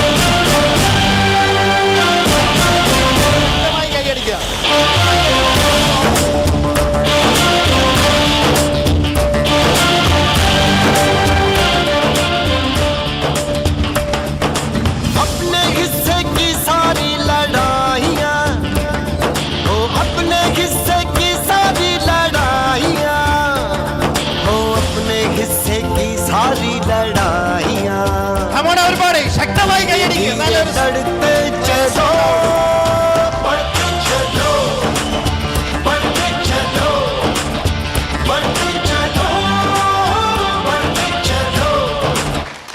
ഇതൊക്കെ ഒരു തുടക്കം മാത്രമാണ്. യഥാർത്ഥത്തിൽ നമ്മളാക്കിയത് നമ്മുടെ പാരൻസാണ്. Correct or not? അവരെന്തെല്ലാം ത്യാഗം ചെയ്തിട്ടുണ്ട്. അവരുടുക്കാതെ നമ്മളെ ഊട്ടിയിട്ടുണ്ട്. അവർ ഉണ്ണാതെ നമ്മളെ ഊട്ടിച്ചിട്ടുണ്ട്. Correct or not? അവർക്ക് കിട്ടാത്തത് എല്ലാ സൗഭാഗ്യങ്ങളും നമുക്ക് തന്നിട്ട്, വെച്ച ആഹാരം മുഴുവൻ നമുക്ക് വിളമ്പി തന്നിട്ട് എൻ്റെ വയറ് നിറഞ്ഞു എന്ന് പറഞ്ഞൊരു സൈഡിൽ മാറി എന്ന് വിശപ്പിനെ ഓർത്ത് ചിന്തിച്ചവരുണ്ട്. Correct or not? അവർക്കൊക്കെ വേണ്ടി എന്തെങ്കിലുമൊക്കെ തിരിച്ചു ചെയ്യണ്ടേ? ചെയ്യണോ വേണ്ടയോ? ദൈവം എന്നെ അനുഗ്രഹിച്ചിട്ടുണ്ട്. ഒരുപാട് സ്ഥലങ്ങളിൽ, പല പല രാജ്യങ്ങളിൽ അവരെയൊക്കെ കൊണ്ടുപോകാൻ വേണ്ടി പറ്റിയിട്ടുണ്ട്. ലോകത്തിലെ ഏറ്റവും വലിയ ബിൽഡിങ്. ഈ ഫോട്ടോസൊക്കെയാണ് എൻ്റെ വിജയം. അത് ഞാൻ എന്നും കാണിക്കും, വേറെ ഒരു ഫോട്ടോ കാണിച്ചില്ലെങ്കിലും കാണിക്കും. ലോകത്തിലെ ഏറ്റവും വലിയ ബിൽഡിങ്ങിൻ്റെ പടം കാണിച്ചിട്ടില്ല, അതിൻ്റെ മുമ്പിൽ കൊണ്ട് നിർത്തിയിട്ടാണ് പറഞ്ഞത് ഇതാണ് ലോകത്തിലെ ഏറ്റവും വലിയ ബിൽഡിങ്, ബുർജ് ഖലീഫ എന്ന് പറഞ്ഞ് അവിടെ വെച്ച് ഫോട്ടോ എടുത്തത്. അതുപോലെ ഇത് ലോകത്തിലെ ഏറ്റവും ബെസ്റ്റ് ഹോട്ടലാണ് എന്ന് പറഞ്ഞ് അറ്റ്ലാന്റിസ് ഹോട്ടലിൻ്റെ മുമ്പിൽ കൊണ്ടുപോയി ഇരുത്തി അവരെ അവിടെ നിർത്തിയിട്ടാണ് ആ ഫോട്ടോ എടുത്ത് കാണിച്ചു കൊടുത്തത്. അതുപോലെ ലോകത്തിലെ ഏറ്റവും വലിയ നല്ല നല്ല സ്ഥലങ്ങൾ. അതുപോലെ എൻ്റെ വൈഫിൻ്റെ ഫാദറിനെയും മദറിനെയും ഒക്കെ, കാരണം കല്യാണം കഴിക്കുമ്പോൾ 2 ശരീരവും ഒരേ ആത്മാവുമായി മാറണമെന്നാണ് പറയുന്നത്. എൻ്റെ ഫാദറിനും മദറിനും മാത്രം ഇമ്പോർട്ടൻസ് കൊടുത്താൽ പോരാ, എൻ്റെ കൂടെ ഒരു യാത്ര തുടങ്ങിയ ആളുടെ ഫാദറിനും മദറിനും ഇമ്പോർട്ടൻസ് കൊടുത്തേ പറ്റുള്ളൂ. അങ്ങനെ ഒരുമിച്ച് വിദേശ രാജ്യങ്ങളിലൊക്കെ പോയിട്ടുണ്ട്. അതിൻ്റെയൊക്കെ ഫോട്ടോസാണ് ഇതൊക്കെ ശക്തമായ കയ്യടി വേണം. ഈ കഴിഞ്ഞ 2023 ജൂൺ മാസം 14-ാം തീയതിയാണ് എൻ്റെ ഫാദർ മരണപ്പെട്ടത്. അതിനുമുമ്പ് ഒരു 4-5 വർഷത്തോളം എൻ്റെ മദറിനും എങ്ങും പോകാൻ പറ്റിയിട്ടില്ല. ആൾ ഓൾമോസ്റ്റ് കിടപ്പിലായിരുന്നു. പക്ഷേ എൻ്റെ അമ്മയാണെങ്കിൽ എപ്പോഴും യാത്ര ഇഷ്ടപ്പെടുന്ന ഒരാളാണ് എൻ്റെ ഉമ്മ. അപ്പം അതുകൊണ്ട് ദൈവാനുഗ്രഹം കൊണ്ട് ഈ കഴിഞ്ഞ സമയം ഒരു കുറച്ച് മാസങ്ങൾക്ക് മുമ്പ് ആളുമായിട്ട് ഒരു 1 വീക്ക് ഓൾമോസ്റ്റ് ഞാൻ ശ്രീലങ്ക എന്ന് പറഞ്ഞ സ്ഥലത്ത് ആൾക്ക് ഇഷ്ടപ്പെടുന്ന പോലെ അവിടുത്തെ ഒരു താജ് ഹോട്ടലിലെ ഏറ്റവും ലക്ഷൂറിയസ് ആയിട്ടുള്ള പ്രസിഡൻഷ്യൽ സ്യൂട്ട്, അത് ലോകത്തിലെ നേതാക്കന്മാർ മാത്രം പോയാലേ ഓപ്പൺ ചെയ്ത് കൊടുക്കാറുള്ളൂ. ഞാൻ മൈ ലൈഫ് സ്റ്റൈലിലെ നേതാവായതുകൊണ്ട് എനിക്ക് വേണ്ടി ഓപ്പൺ ചെയ്ത് തന്നു. അവിടെ വെച്ചെടുത്ത ഫോട്ടോസൊക്കെയാണ്. ഇതിന് കോടികളുടെ വിലയുണ്ട്. എൻ്റെ ഫാദറിനും മദറിനും ഒക്കെ ഹജ്ജിന് പോകണമെന്നുള്ള ആഗ്രഹം ഉണ്ടായിരുന്നിരിക്കാം. അവരോടൊപ്പം ആ ഹജ്ജ് പോകാൻ ഞങ്ങൾക്ക് അവസരം ലഭിച്ചിട്ടുണ്ട്. ഞാനും ബ്രദറും ഒക്കെ ഒരുമിച്ചാണ് പോയത്. ബ്രദർ ഫോട്ടോയിലില്ല, പുള്ളിയാണ് ഫോട്ടോ എടുത്തത്. അങ്ങനെയാണല്ലോ വിളമ്പിക്കൊടുക്കുന്നതിന് ഒരിക്കലും ഊണ് കിട്ടാറില്ലല്ലോ. അപ്പം ഞാൻ പറയും ഇത്ര മാത്രമേ ഉള്ളൂ, ആളുണ്ട്, നിങ്ങളെ കണ്ണിൽ കാണാൻ കഴിയും ഒരു പക്ഷേ. അതുപോലെ തന്നെ എൻ്റെ മക്കളൊക്കെ ചെറിയ പ്രായത്തിൽ തന്നെ 1-1.5 വയസ്സുള്ളപ്പോൾ 5 രാജ്യങ്ങൾ കണ്ടു കഴിഞ്ഞു, 2 കോണ്ടിനെൻ്റൽ കണ്ടു. ഈ ഫോട്ടോ എടുത്ത് സൗത്ത് ആഫ്രിക്കയിൽ വെച്ചിട്ടാണ്. പുറകിൽ പെൻഗ്വിനെ കാണാൻ പറ്റും, പെൻഗ്വിൻസ്. ലോകമഹാത്ഭുതങ്ങളൊക്കെ പടത്തിലും ടി വിയിലുമല്ല, നേരിട്ട് പോയി കണ്ടിട്ടുണ്ട്. താജ്മഹൽ മുതൽ തുടങ്ങി ലോകത്തിലെ ഏറ്റവും best and luxurious hotels, Eiffel tower, ലോകത്തിലെ ഏറ്റവും മുന്തിയ ഹോട്ടൽ. ഞാൻ ഈ ഹോട്ടലിൽ താമസിച്ചത് 2.5 ലക്ഷം രൂപ പേ ചെയ്യേണ്ട മുറിയായിരുന്നു. ബാക്കി എൻ്റെ കഴിവുകൊണ്ട് ഞാൻ കുറച്ചൊക്കെ മേടിച്ചിട്ടുണ്ട്, അത് ഞാൻ പറയുന്നില്ല. അതെൻ്റെ കഴിവ് കൊണ്ട് കിട്ടിയത്. ഒറ്റ മാർബിളിൽ കൊത്തിയെടുത്ത ബെഡാണത്, സിംഗിൾ മാർബിൾ, അതും വൈറ്റ് മക്രാണ. ജയ്പൂരിലാണ് ഈ ഹോട്ടൽ. അതിൻ്റെ ഹോട്ടലിൻ്റെ റൂമിൻ്റെ പേര് മഹാറാണ സ്യൂട്ട് എന്നാണ്. ആ സ്യൂട്ടിലൊക്കെ താമസിക്കണമെങ്കിൽ ലോകത്തിലെ ഏറ്റവും സമ്പന്നന് മാത്രമേ പറ്റുള്ളൂ. ഞാനും അവിടെ കയറാൻ പറ്റിയതും ഈ ഡയറക്റ്റ് സെല്ലിംഗ് ബിസിനസ്സിൽ ഒരു അച്ചീവർ ആയതുകൊണ്ട് മാത്രമാണ്. ചൈന വൻമതിലിൻ്റെ മുകളിൽ പോയി ഇന്ന് ഫാമിലിയായിട്ട് ഫോട്ടോ എടുത്തിട്ടുണ്ട്. ലോകത്തിലെ ഏറ്റവും ഫാസ്റ്റസ്റ്റ് മൂവിങ് ട്രെയിൻ അന്ന് ചൈനയിലായിരുന്നുണ്ടായിരുന്നത്. ഷാങ്ഹായ് സിറ്റിയിൽ നിന്ന് ഷാങ്ഹായ് എയർപോർട്ടിലേക്ക് പോകുന്നത് അന്ന് 433 km/h. മാഗ്ലി എന്നാണ് അതിൻ്റെ പേര്. മാഗ്നറ്റിക് ഡിട്രാക്ഷൻ കൊണ്ട് പാലത്തിൻ്റെ മുകളിൽ 1 ഇഞ്ച് പൊക്കത്തിൽ പറക്കുന്ന ട്രെയിൻ. അതിനകത്ത് പറന്നപ്പോൾ ഞാനെടുത്ത ഫോട്ടോയാണ്. അവിടെ പോയിട്ട് അവിടുത്തെ ഏറ്റവും വലിയ കമ്മ്യൂണിക്കേഷൻ ഉണ്ട്, ലോകത്തിലെ ഏറ്റവും വലിയ ഉയരത്തിലുള്ള ഗ്ലാസ് ഫ്ലോറുള്ള ബിൽഡിംഗ്. അവിടെയൊക്കെ നടക്കുമ്പോൾ ആൾക്കാർക്ക് തല ഇറങ്ങുമായിരുന്നു. ആ സമയത്ത് ഞാനും മക്കളും ഒക്കെ, എൻ്റെ ഇളയ മോളാണ് അവിടെ കിടക്കുന്നത്, അവളൊക്കെ ഇപ്പം വലുതായി, ഇപ്പം കാണിച്ച് എന്നെ ഇടിക്കും. അതുപോലുള്ള സിറ്റുവേഷനൊക്കെ. എനിവേ ഞാൻ പറയുന്നത് ആ സമയത്ത് ഞങ്ങളെടുത്ത ഫോട്ടോ ആണത്. അതുപോലെ ദുബായിലെ ഫ്രെയിം, അത് പണി നടക്കുമ്പോൾ ഞങ്ങൾ അവിടെ പോകുന്ന ഫോട്ടോ എടുത്തിട്ടുണ്ട്. പണി നടന്ന് കഴിഞ്ഞിട്ടും പോയിട്ടുണ്ട്. നടന്ന് കഴിഞ്ഞിട്ട് അതിൻ്റെ മുകളിൽ കൂടെ കയറി നടക്കുകയും ചെയ്തിട്ടുണ്ട്. ഇതൊക്കെയാണ് ഈ ഫോട്ടോയിൽ ഇട്ടേക്കുന്നത്. ആദ്യത്തേത് ഡയറക്റ്റ് സെല്ലിംഗ് ബിസിനസ്സിലേക്ക് വരുമ്പോൾ ആരും ഒന്നും കാണില്ല. രണ്ടാമത്തേത് കമ്മിറ്റ്മെൻറ്റോടുകൂടി അച്ചീവ് ചെയ്ത് കഴിയുമ്പോൾ, മൂന്നാമത് ഫിനാൻഷ്യൽ ഫ്രീഡവും സമയ സ്വാതന്ത്ര്യമൊക്കെ കിട്ടിയതിന് ശേഷമുള്ളത്. ഇതൊക്കെ ഞങ്ങൾ കഴിഞ്ഞ ദിവസം പോയപ്പോൾ ഞങ്ങളൊക്കെ എൻജോയ് ചെയ്തതാണ്. അതുപോലെ ലോകത്തിലെ ഏറ്റവും നല്ല അമ്യൂസ്മെൻറ്റ് പാർക്കിലായിട്ടുള്ള ഫെരാരി വേൾഡ്, ലോകത്തിലെ ഏറ്റവും ബ്യൂട്ടി. എൻ്റെ വൈഫിൻ്റെ ഒരു സ്വപ്നമായിരുന്നു മൗറീഷ്യസ് പോകണം. മൗറീഷ്യസിൽ പോലുള്ള ഒരുപാട് രാജ്യങ്ങളിലൊക്കെ പോയി ലോകത്ത് ഒരുപാട് ചരിത്രങ്ങൾ ഇറങ്ങുന്ന ഭൂമികൾ. അസ്ഹാബുൽ കഹഫ് എന്ന് പറയുന്ന ആ ഒരു ഗുഹ അല്ലേ, ആ കഹഫ് ചാപ്റ്ററിൽ പറയുന്ന ഗുഹ, ആ ഗുഹയൊക്കെ നേരിട്ട് അതുള്ളത് ഇന്നത്തെ ജോർദാനിലാണുള്ളത്. ആ പള്ളിയുടെ താഴെ അത് പോയി കണ്ടിട്ടുണ്ട്, അവർ ഉറങ്ങിക്കിടന്ന ഗുഹ. അതുപോലെ 2000 വർഷങ്ങൾക്ക് മുമ്പ് മോസസിൻ്റെ കാലത്ത്, ജീസസിൻ്റെയൊക്കെ സമയത്ത് ശരിക്കും പറഞ്ഞാൽ ഒരു വലിയ നഗരം തന്നെ ഒരായുധങ്ങളില്ലാതെ, സിമെൻ്റ് ഇല്ലാതെ, ടൂൾസ് ഇല്ലാതെ ഉണ്ടാക്കിയെടുത്തിട്ടുണ്ട് അവർ. അതൊക്കെ കണ്ടപ്പോഴാണ് നമ്മളൊന്നും ചെയ്തിട്ടില്ല എന്നുള്ള തോന്നലുണ്ടായത്. അത് കണ്ടു തീർക്കണമെങ്കിൽ 2 ആഴ്ച 3 ആഴ്ച വേണം സമയം, അത്രയും വലുതാണ്. എല്ലാ വീട്ടിലും മോട്ടറില്ലാതെ വെള്ളം വരും. Technology, natural water. അതുപോലെ പഴയ പേർഷ്യൻ സിറ്റികൾ, ഇതൊക്കെ പോയി കണ്ടു. ഇത് പുതിയ ലോകമഹാത്ഭുതങ്ങളിൽ ഒന്നാണ്. ഒരു ടൂൾസ് പോലും ഇല്ലാതെ പാറയിൽ കൊത്തിയെടുത്തിട്ടുള്ള ബിൽഡിങ്ങാണ്. ഇതൊക്കെ സാധിച്ചത് മൈ ലൈഫ് സ്റ്റൈൽ ബിസിനസ്സിൽ അച്ചീവർ ആയതുകൊണ്ടാണ്. റോയൽ കരീബിയൻ ക്രൂസിൽ 15 ദിവസം യൂറോപ്പ് മുഴുവൻ കറങ്ങാനുള്ള അവസരം കിട്ടി. അവിടെ കൂടെ പരിചയപ്പെട്ട സഹയാത്രികരൊക്കെ തന്നെ ലോകത്തിൽ റിച്ചസ്റ്റ് ആയിട്ടുള്ള ആൾക്കാരായിരുന്നു. KSRTC ബസ് സ്റ്റാൻഡിൽ പോയിട്ട് ഫാസ്റ്റ് പാസഞ്ചർ ബസ്സിൽ കയറാൻ നിവൃത്തിയില്ലാതെ ഓർഡിനറി ബസ് നോക്കിയിട്ട് 1.5 മണിക്കൂറൊക്കെ നിന്ന് അനുഭവം എനിക്കുണ്ട്. Changanassery to Alappuzha, Changanassery to Pathanamthitta, Changanassery to Mallappally, Changanassery to Kottayam, ഈ റൂട്ടിലൊക്കെ ഞാൻ പോയി ബസ്സിൽ നിന്നിട്ടുണ്ട് 1.5 മണിക്കൂർ. സൂപ്പർ ഫാസ്റ്റ് വരും കയറത്തില്ല, എക്സ്പ്രസ് വരും കയറില്ല, അതൊക്കെ പോട്ട് ഫാസ്റ്റ് പാസഞ്ചർ വന്നാൽ പോലും കയറില്ല. ഇതൊക്കെ പൈസയുള്ളവർക്കുള്ളത് എന്ന് പറഞ്ഞ് 2 മണിക്കൂർ നേരത്തെ അങ്ങ് എത്തിയേക്കും. അന്ന് ഞങ്ങൾ പറയുന്ന പേര് ഓർഡിനറി അല്ല, ഓർഡിനാറി ബസ് അല്ലേ. എല്ലാം കൂടെ ഓടിക്കഴിഞ്ഞ് നാറുന്ന ബസ്സാണ് ഓർഡിനറി എന്ന് പറഞ്ഞ് നമ്മുടെ സാധാരണക്കാർക്ക് വേണ്ടി ഇടുന്നത്. അങ്ങനെയല്ലേ ഇടാൻ പറ്റുള്ളൂ അല്ലേ? അതാകുമ്പോൾ അധികം നേരം പോകണ്ടല്ലോ, പെട്ടെന്ന് ഇവിടെ നിർത്തിയെത്തിയാലേ പോകാൻ പറ്റുള്ളൂ. എനിവേ ഞാൻ തമാശയ്ക്ക് പറഞ്ഞെന്നുള്ളതേ ഉള്ളൂ. ഈ ഒരു അവസരത്തിലേക്ക് ദൈവം മാറ്റിയത് ഡയറക്റ്റ് സെല്ലിങ്ങിൻ്റെ പവറാണ്. നാട്ടിൽ ജൂൺ മാസത്തിൽ എല്ലാവരും ജൂൺ മാസത്തിൽ ചൂട് കൊണ്ട് ഒരുങ്ങുമ്പോൾ ഞങ്ങൾ -6 ഡിഗ്രി സെൽഷ്യസിൽ ആ ഒരു ഡ്രസ്സൊക്കെ ഇട്ട് എൻജോയ് ചെയ്യുമായിരുന്നു ഓസ്ട്രിയയിൽ. ഇത് റോമിലെ കൊളോസിയത്തിൻ്റെ മുമ്പിൽ വെച്ചെടുത്തിട്ടുള്ള ഫോട്ടോ ആണ്. ഇറ്റലിയിലെ ചെരിഞ്ഞ ഗോപുരം, പിസയിലുള്ള ആ ഒരു ചെരിഞ്ഞ ഗോപുരം, ഇവിടെയൊക്കെ ഒരുപാട് പരീക്ഷണങ്ങൾ നടന്നിട്ടുള്ള സ്ഥലമാണ്. ഓസ്ട്രിയയിലെ വിയന്ന സിറ്റി, മോണ്ടെനെഗ്രോ എന്ന് പറയുന്ന ലോകത്തെ ഏറ്റവും സ്മോളസ്റ്റ് ആൻഡ് ബ്യൂട്ടിഫുൾ കൺട്രി, അതുപോലെ ലോകത്തിലെ ഏറ്റവും ചെറിയ രാജ്യം വത്തിക്കാൻ സിറ്റി. അതുപോലെ തന്നെ ഇത് സ്വിറ്റ്സർലൻഡിലെ ജുങ്ഫ്രാവ് മൗണ്ടൻസിലുള്ള ഫോട്ടോസാണ്. Disneyland in Paris. ഇതൊക്കെ ഒരുപാട് ഫോട്ടോസ് ഉണ്ട്. ഞാൻ സെലക്ട് ചെയ്യപ്പെട്ട ഫോട്ടോസ് മാത്രമേ കാണിച്ചിട്ടുള്ളൂ, സമയക്കുറവുകൊണ്ട് പെട്ടെന്ന് പോവുക. ഫാമിലിയോടൊപ്പം ഐഫൽ ടവറും അമേരിക്കയിലെ ഗ്രാൻഡ് കാനിയോണും അതുപോലെ തന്നെ statue of liberty, Capitol building, Niagara waterfalls, ഇതെല്ലാം കാണാൻ പറ്റിയത് ഈ ബിസിനസ്സിൽ വന്നതുകൊണ്ട് മാത്രമാണ്. ഈ ഫോട്ടോ എടുത്തു പറയാം. ഇതെടുത്ത സമയത്ത് ഞങ്ങൾ ഒരു ചെറിയൊരു ഫ്ലൈറ്റ് ഒരു ദിവസത്തേക്ക് വാടകയ്ക്ക് എടുത്തു, ഒരു ഹെലികോപ്റ്റർ എടുത്തു. എടുക്കുമ്പോൾ തന്നെ ഞാൻ എൻ്റെ വൈഫിനോടും മക്കളോടും പറഞ്ഞിരുന്നു, ഇൻഷാ അല്ലാഹ് നമുക്കിതുപോലെ ഒരെണ്ണം വാങ്ങണം.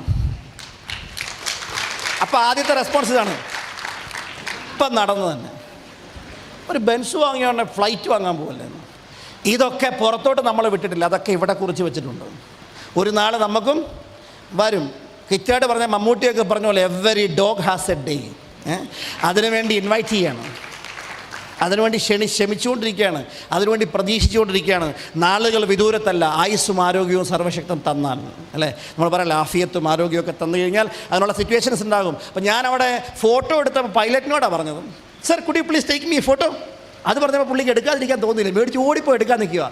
എടുക്കാൻ നിന്നപ്പോൾ നമ്മുടെ ഭാവമൊക്കെ മാറി, ആറ്റിറ്റ്യൂഡൊക്കെ ഒക്കെ മാറുന്നില്ല, സ്റ്റൈലായിട്ടൊക്കെ നിന്നപ്പോൾ പുള്ളി വെച്ച് എടുക്കുന്ന കണ്ടു കഴിഞ്ഞാൽ ഞാൻ നിങ്ങളുടെ ജോലിക്കാരന് ഇത് നിങ്ങളുടെ ഫ്ലൈറ്റുമായിട്ട് തോന്നുമല്ലോ എന്ന്. അപ്പോൾ ഞാൻ ഉള്ളി പറഞ്ഞു അങ്ങനെ ഒരു ദിവസം വരും. നമ്മൾ താങ്ക് യു സാർ, അങ്ങനെ ചിലപ്പോൾ നടന്നിരിക്കുക എന്നിരിക്കട്ടെ എന്നൊക്കെ പറഞ്ഞൊരു ഫോട്ടോ ഒക്കെ എടുത്തു. അമേരിക്കയിലെ അതിസമ്പന്നന്മാർ താമസിക്കുന്ന ബെവർലി ഹിൽസ് പോയി കണ്ടു, ലോസ് ഏഞ്ചൽസിൽ. അവരൊക്കെ വീട് കാണണമെന്ന് വലിയ ആഗ്രഹമായിട്ട് ഞാൻ ചില വീടിൻ്റെയൊക്കെ വാതിക്കെ പോയി ട്രൈ ചെയ്തു. അപ്പോൾ എന്നോട് വൈഫ് പറഞ്ഞു, നിൽക്കുക അങ്ങനെയൊന്നും ആരും കയറ്റത്തൊന്നുമില്ല. അവൾ പറഞ്ഞു ശരിയാ, എന്നെ കയറ്റിയൊന്നുമില്ല. ഞാൻ പോയി ചോദിച്ചു, കയറ്റിയാലോ? ഞാൻ പറഞ്ഞു I would like to see the bungalow. അപ്പോൾ അവർ വാച്ച്മാൻ പറഞ്ഞു ഞങ്ങൾ അങ്ങനെയൊന്നും കാണിക്കാൻ പറ്റില്ല, ഒത്തിരി വരുമെന്ന് ചോദിക്കും. ഞങ്ങൾക്ക് no problem, tomorrow if you are ready to sell please tell me, this is my number. മേടിക്കാനൊന്നുമല്ല, ചുമ്മാ ഒരു ചാടയ്ക്ക് നമ്മൾ പറഞ്ഞിട്ടുണ്ടെങ്കിൽ അവർ വിൽക്കത്തുമില്ല, നമുക്കോട്ട് മേടിക്കാനുള്ള നിവൃത്തിയില്ല. എന്നാൽ പോലും നമ്മുടെ ടാർഗറ്റിന് വേണ്ടിയിട്ട് പറഞ്ഞതാണ്. എനിവേ ഇതൊക്കെ കണ്ടതുകൊണ്ടാണ് അമേരിക്കയിൽ ഒരു ചെറിയ വീടെങ്കിലും വാങ്ങിക്കാൻ പറ്റിയത്. അതുപോലെ ഓരോ ക്രിസ്മസിനും ഓണത്തിനും ഒക്കെ വെക്കേഷൻ വരുമ്പോൾ, സമ്മർ വെക്കേഷനൊക്കെ വരുമ്പോൾ അതുവരെ കഠിനമായി വർക്ക് ചെയ്യും. ഒരു ദിവസം പോലും വീട്ടിൽ അവൈലബിൾ അല്ല. വെക്കേഷൻ വന്നാൽ ബിസിനസ്സിൽ അവൈലബിൾ അല്ല, no phone, only with family. ഇങ്ങനെ കറങ്ങിക്കൊണ്ടിരിക്കുക. അങ്ങനെയാണ് 10-65 രാജ്യങ്ങളിലധികം പോയിട്ടുണ്ട്. ലോകത്തിലെ മഹാത്ഭുതങ്ങളൊക്കെ ഓൾമോസ്റ്റ് കണ്ടു തീർത്തിട്ടുണ്ട്. എവറസ്റ്റ് മൗണ്ടൻ കണ്ടിട്ടുണ്ട്, തൊട്ടടുത്ത് പോയി. നടന്നു പോകാനുള്ള ആംബിയർ ഇല്ലാത്തതുകൊണ്ട് ഫ്ലൈറ്റ് വിളിച്ചു പോയി. അതേപോലെ സമയക്കുറവുകൊണ്ട് ഞാൻ കൂടുതലൊന്നും പറയുന്നില്ല. ദുബായിലെ ഫ്യൂച്ചർ മ്യൂസിയവും എക്സ്പോ, അതൊക്കെ ഇങ്ങനെയുള്ള സംവിധാനങ്ങളൊക്കെ തന്നെ. ഇത് ന്യൂയോർക്കിലെ ലോകത്തിലെ ഏറ്റവും വലിയ ദീപാലങ്കാരം ക്രിസ്മസ് ന്യൂ ഇയർ സമയത്തുള്ളത് കാണാൻ വേണ്ടി ന്യൂയോർക്കിൽ പോയപ്പോൾ എടുത്ത ഒരു ഫോട്ടോ. ഇതൊക്കെ പറ്റിയത് മൈ ലൈഫ് സ്റ്റൈൽ ബിസിനസിൻ്റെ അച്ചീവ്മെൻറ്റ് കൊണ്ട് മാത്രമാണ്. കൂടുതൽ സമയം ഞാൻ കളയുന്നില്ല. ഇതുപോലെ ഒരുപാട് നാസയുടെ ബിൽഡിങ്ങും ഇതൊക്കെ കാണാനായിട്ട് പറ്റിയിട്ടുണ്ട്. ലേറ്റസ്റ്റ് ആയിട്ടുള്ള ട്രാവൽസൊക്കെ വളരെ എന്തൂസിയാസ്റ്റിക് ആയിരുന്നു. ഫയർ മൗണ്ടൻ ഇൻ അസർബൈജാൻ, ഇതൊക്കെ നേരിട്ട് കാണാൻ പറ്റി. ഇപ്പോൾ ഞങ്ങളുടെ വീടിന് തൊട്ടടുത്താണ് ഈ സ്ഥലം, സിക്സ് ഫ്ലാഗ്. ഒരു അമീർ ഖാൻ്റെ ഒരു സിനിമയാണ്, അമീർ ഖാൻ ഇരട്ട മോഡലുള്ള സിക്സ് ഫ്ലാഗ് സിനിമയായിട്ട് കാണിക്കുന്ന ഒരു മൂവിയൊക്കെ ഉണ്ട്. 2 വേഷത്തിൽ അഭിനയിക്കുന്ന ഒരു മൂവിയുണ്ട്. അതിനകത്ത് സിക്സ് ഫ്ലാഗിൻ്റെ തുടക്കകാലഘട്ടം കാണിക്കാറുണ്ട്. അവിടെ വെച്ച് എടുത്തിട്ടുള്ള ഫോട്ടോസൊക്കെയാണ്. കഴിഞ്ഞ ന്യൂ ഇയർ ഞങ്ങൾ സെലിബ്രേറ്റ് ചെയ്തത് ഫ്ലോറിഡയിലായിരുന്നു, ഡിസ്നി ലാൻഡിലാണ്. അതിൻ്റെ ഫോട്ടോസും വീഡിയോസും ഒക്കെയാണ്. ഇതൊക്കെ ആ സമയത്തുള്ള ഫോട്ടോ, ലേറ്റസ്റ്റ് ഫോട്ടോസാണ്. ഈ ബിൽഡിങ്ങിൻ്റെയൊക്കെ മുമ്പിൽ പോയിട്ട് ഓരോ ഫോട്ടോ എടുക്കുമ്പോഴും ഉള്ളുകൊണ്ട് ഇങ്ങനെ പറയും, നാളെ ഒരു ദിവസം വരും ഇതുപോലുള്ള സംവിധാനങ്ങളൊക്കെ നമ്മൾ സ്വന്തമായിട്ട് നമ്മുടെ ടീമിന് വേണ്ടിയിട്ട് ചെയ്യും. അതിൻ്റെ ഭാഗമായിട്ടാണ് ഇപ്പോൾ ദുബായിൽ ഒരു ലീഡർഷിപ്പ് പ്രോഗ്രാം നടന്നിട്ടുള്ളത്. ഇതൊരു കുറച്ച് മാസങ്ങൾക്ക് മുമ്പുള്ള ഫാമിലിയോടൊപ്പം ഒരു വെക്കേഷൻ സമയത്തുള്ള ഒരു ഫോട്ടോ ആണ്. I don't want to spend more time. അമേരിക്കയിൽ നിന്നൊക്കെ ചില സമയത്തൊക്കെ വരുമ്പോൾ ഇവിടെ നിന്ന് തിരിച്ചു പോകുമ്പോഴൊക്കെ ഉറങ്ങാതുള്ള പല വർക്കുകൾക്കിടയിൽ കിടന്ന് ഉറങ്ങണമെന്ന് പറഞ്ഞ് ഈവൻ ലക്ഷൂറിയസ് ആയിട്ടുള്ള ബിസിനസ് ക്ലാസ്സിലും ഫസ്റ്റ് ക്ലാസ്സിലും ഒക്കെ പോകാനുള്ള ഇത് എമിറേറ്റ്സിൻ്റെ ഫ്ലൈറ്റാണ്. ഇതൊക്കെ പറ്റിയത് ഈ ബിസിനസ് വന്നതുകൊണ്ടാണ്. ഇത് മാത്രമല്ല, ഞാൻ വേറെ ദുസ്വഭാവങ്ങളൊന്നുമില്ല. ബേസിക്കലി മീൻസ് ഞാൻ ദുസ്വഭാവങ്ങൾ ഉദ്ദേശിച്ചത് ആവശ്യമില്ലാത്ത കാര്യത്തിന് വേണ്ടി 10 പൈസ ചിലവാക്കില്ല. ആവശ്യമുള്ളതിന് 1 കോടി ചിലവാക്കാൻ ഒരു മടി പോലും കാണിക്കത്തില്ല. എനിവേ ഞാൻ പറയുന്നത് അതുകൊണ്ട് നല്ല അസറ്റ്സ് ഒക്കെ ഉണ്ടാക്കാൻ പറ്റിയിട്ടുണ്ട്. എറണാകുളത്തും പല സ്ഥലങ്ങളിലുമൊക്കെ കൊമേഴ്സ്യൽ ബിൽഡിങ്ങുകളൊക്കെ ഉണ്ട്. ഏതാണ്ട് 16 ലക്ഷം രൂപയ്ക്ക് പുറത്ത് എനിക്ക് മന്ത്ലി റെൻ്റൽ ഇൻകം കിട്ടുന്നുണ്ട്. ഇപ്പം ഇതെല്ലാം മൈ ലൈഫ് സ്റ്റൈൽ ഉണ്ടാക്കിയിട്ടുള്ള അസറ്റാണ്. പിന്നെ നല്ല ബിസിനസ് എക്സലൻസ് അവാർഡ്, ഇവൻ മുബീൻ മുഹമ്മദ് എനിക്ക് അവിടെ ഒരു വലിയ വാഹനാപകടത്തിൽ ഇരു കൈകൾക്കും കാര്യമായ പരിക്ക് പറ്റിയത് മൂലം ഇന്ത്യൻ ആർമിയിൽ ചേരണമെന്ന സ്വപ്നം പാതി വഴിയിൽ ഉപേക്ഷിക്കേണ്ടി വന്ന ചങ്ങനാശ്ശേരിയിലെ നാട്ടിൻപുറത്തെ ഒരു സാധാരണ കുടുംബത്തിൽ ജനിച്ച ചെറുപ്പക്കാരൻ. ആദ്യം ചെറിയ വേതനത്തിൽ കാറ്ററിംഗ് ജോലികളും മറ്റുമായി മുന്നോട്ട് പോവുകയും അവിടെ നിന്ന് ഡയറക്ട് സെല്ലിംഗ് രംഗത്തേക്ക് ഇറങ്ങിത്തിരിക്കുകയും ഇന്ന് ലോകം മുഴുവൻ വ്യാപിച്ചു കിടക്കുന്ന my life style marketing global private ലിമിറ്റഡിന്റെ റോയൽ ഡയമണ്ട് പദവിയിലെത്തി നിൽക്കുകയും സ്വന്തമായി ടീം വെലോസിറ്റി ഇന്റർനാഷണൽ എന്ന ഒരു സംരംഭം ആരംഭിച്ച് അതിലൂടെ 50 ലക്ഷത്തോളം പേർക്ക് രാജ്യമൊട്ടാകെ തൊഴിൽ നൽകി സ്വന്തമായി വരുമാനമുണ്ടാക്കാൻ പ്രാപ്തരാക്കിയ business icon the legend Mubeen Muhammad live night 2022 വേദിയിലേക്ക് സ്വാഗതം ചെയ്തു. ബിസിനസ് ഓപ്പർച്യൂണിറ്റി അല്ലേ നമ്മുടെ കയ്യിലിരിക്കുന്നത്. പിന്നെ ഈ കഴിഞ്ഞ സമയങ്ങളിൽ കുറേ അപകടങ്ങളിൽ നിന്നൊക്കെ ഞാനും രക്ഷപ്പെട്ടിട്ടുണ്ട്. ആ സമയത്ത് നടന്നൊരു അപകടത്തിൻ്റെ പിക്ചർ നിങ്ങൾക്കെല്ലാം അറിയാം. അഹമ്മദാബാദിൽ നടന്നൊരു ഫ്ലൈറ്റ് ആക്സിഡൻറ്റ്. ആ ഫ്ലൈറ്റിലിരുന്ന മുഴുവൻ ആൾക്കാരും പോയി. Correct or not? ആ ഫ്ലൈറ്റ് വന്ന് വീണ സ്ഥലത്ത് എത്രയോ ചെറുപ്പക്കാർ MBBS പഠിക്കുന്ന വിദ്യാർത്ഥികൾ മരണപ്പെട്ടു പോയി. ഒരു ചെറിയൊരു അപകടം നമ്മുടെയും ജീവൻ എടുത്തുകൂടെ? അങ്ങനെ ഒരു അൺസർട്ടനിറ്റി വന്നാൽ അതിനെ അതിജയിക്കാനുള്ള എന്തെങ്കിലും സംവിധാനം ചെയ്തു വെച്ചിട്ടുണ്ടോ? ഒരിക്കൽ മഹാനായ പ്രവാചകൻ മദീനയിലെ പള്ളിയിലിരിക്കുമ്പോൾ തൻ്റെ അനുയായികളോട് ചോദിച്ചു, ലോകത്തെ ഏറ്റവും മിടുക്കനായ വ്യക്തി ആരാണെന്ന് അറിയുമോ? അപ്പോൾ അവർ പറഞ്ഞു, ഇല്ല, ദൈവത്തിൻ്റെ ദൂതരെ അങ്ങ് തന്നെ പറഞ്ഞാലും. അപ്പം പറഞ്ഞു, സ്വന്തം മരണത്തിന് വേണ്ടി 100% തയ്യാറെടുത്തിരിക്കുന്നവൻ ആരാണോ അവനാണ് ഏറ്റവും മികച്ച ബുദ്ധിയുള്ള ആൾ. ഞാനും ഈ ഒരു സിറ്റുവേഷൻ നടന്നതിന് ശേഷം ആക്ച്വലി അതിനുള്ള പല കാര്യങ്ങളും ഞാനും ചിന്തിച്ചു, എങ്ങാനും ഞാനും പെട്ടുപോയാലോ. ആ സമയത്ത് ഞാൻ എൻ്റെ മക്കളോടൊക്കെ 16 വയസ്സേ ഉള്ളൂ എൻ്റെ ഇളയ മോള്. അവൾ ഇന്ന് അമേരിക്കയിൽ പഠിക്കാനും പോകുന്നുണ്ട്, സ്വന്തമായിട്ട് ജോലിക്ക് പോകുന്നുണ്ട്. അവിടെയൊക്കെ ആൾക്കാർക്കൊരു ശീലമുണ്ട്. പക്ഷേ ഇന്ത്യക്കാർ പൈസ ഉള്ളവരൊന്നും അങ്ങനെ വിടാറൊന്നുമില്ല. ഞാൻ വിട്ടു ആളെ. എന്തിനാണെന്നറിയാം? സ്വന്തം കാലം നിൽക്കണം. എൻ്റെ വൈഫിനോട് ഇന്ന് എപ്പോഴും പറഞ്ഞുകൊണ്ടിരിക്കുകയാണ്, എന്തെങ്കിലും പരിപാടിക്ക് പോകും. ഒരു പരിപാടി ഇല്ലെങ്കിൽ അവിടെ നിന്ന് നമ്മളെ വിളിച്ച് നമ്മളെ നിയന്ത്രിക്കാൻ നോക്കും. Correct or not? എന്തെങ്കിലും പരിപാടി കിട്ടിയാലോ? An idle mind is a devil's workshop. Correct or not? Idle mind is a devil's workshop. വെറുതെ ഇരുന്ന് കഴിഞ്ഞാൽ നമ്മൾ ആ കാട് കയറി ചിന്തിച്ചു പോകും. അങ്ങനെ ഇരിക്കാതെ സമയം പ്രയോജനപ്പെടുത്തണം. നമ്മളില്ലെങ്കിലും നമ്മുടെ ടീമിനെ പ്രിപ്പയർ ആക്കി വെക്കണം. അതിനു വേണ്ടിയിട്ടാണ് മൈ ലൈഫ് സ്റ്റൈൽ ബിസിനസ് ചെയ്യുന്നത്. ഞാനും ഹജ്ജിലൊക്കെ പോയ സമയത്ത് 2 മേജർ അപകടങ്ങളിൽ നിന്ന് മരണപ്പെട്ടിട്ടുണ്ട്. ആ സമയത്തുണ്ടായ ഒരു കാഴ്ചയാണിത്. ബേസിക്കലി തിക്കിലും തിരക്കിലും പെട്ട് ആയിരക്കണക്കിന് ആൾക്കാർ ചൂടിൽ വെന്ത് മരിച്ചു. വെന്തെന്ന് പറഞ്ഞാൽ ചൂട് കൊണ്ട് കേട്ടോ, തീയിലൊന്നുമല്ല.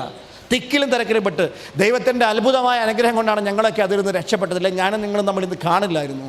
ഞാനിന്നും ഉറച്ചു വിശ്വസിക്കുന്നു, എൻ്റെ ആവശ്യം ഈ ലോകത്തിലുള്ളത് കൊണ്ടാണ് എന്നെ പല അപകടങ്ങളിൽ നിന്ന് ദൈവം രക്ഷപ്പെടുത്തിയത്. അതിനൊരു പക്ഷേ കാരണം മൈ ലൈഫ് സ്റ്റൈൽ ബിസിനസ് ആയിരിക്കും. ഞാനിന്ന് ഏത് ലെവലിൽ നിൽക്കുന്നുണ്ടോ അതിൻ്റെ 10 ഇരട്ടിയുള്ള ഉയർച്ചയിലേക്ക് നിങ്ങളെ നയിക്കണമെന്ന ശക്തമായ ലക്ഷ്യം വെച്ചുകൊണ്ടാണ് ഞാനിവിടെ നിന്ന് സംസാരിക്കുന്നത്. എൻ്റെ എനർജിയിൽ 1% പോലും നിങ്ങൾ കുറവ് കാണില്ല.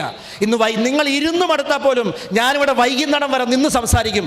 എൻ്റെ ശബ്ദത്തിന് ഒരു ഇടർച്ച പോലും വരില്ല എന്ന് എനിക്ക് 100% ഉറപ്പുണ്ട്. പല ക്ലൈമറ്റിലാണ് ഞാൻ വർക്ക് ചെയ്യുന്നത്.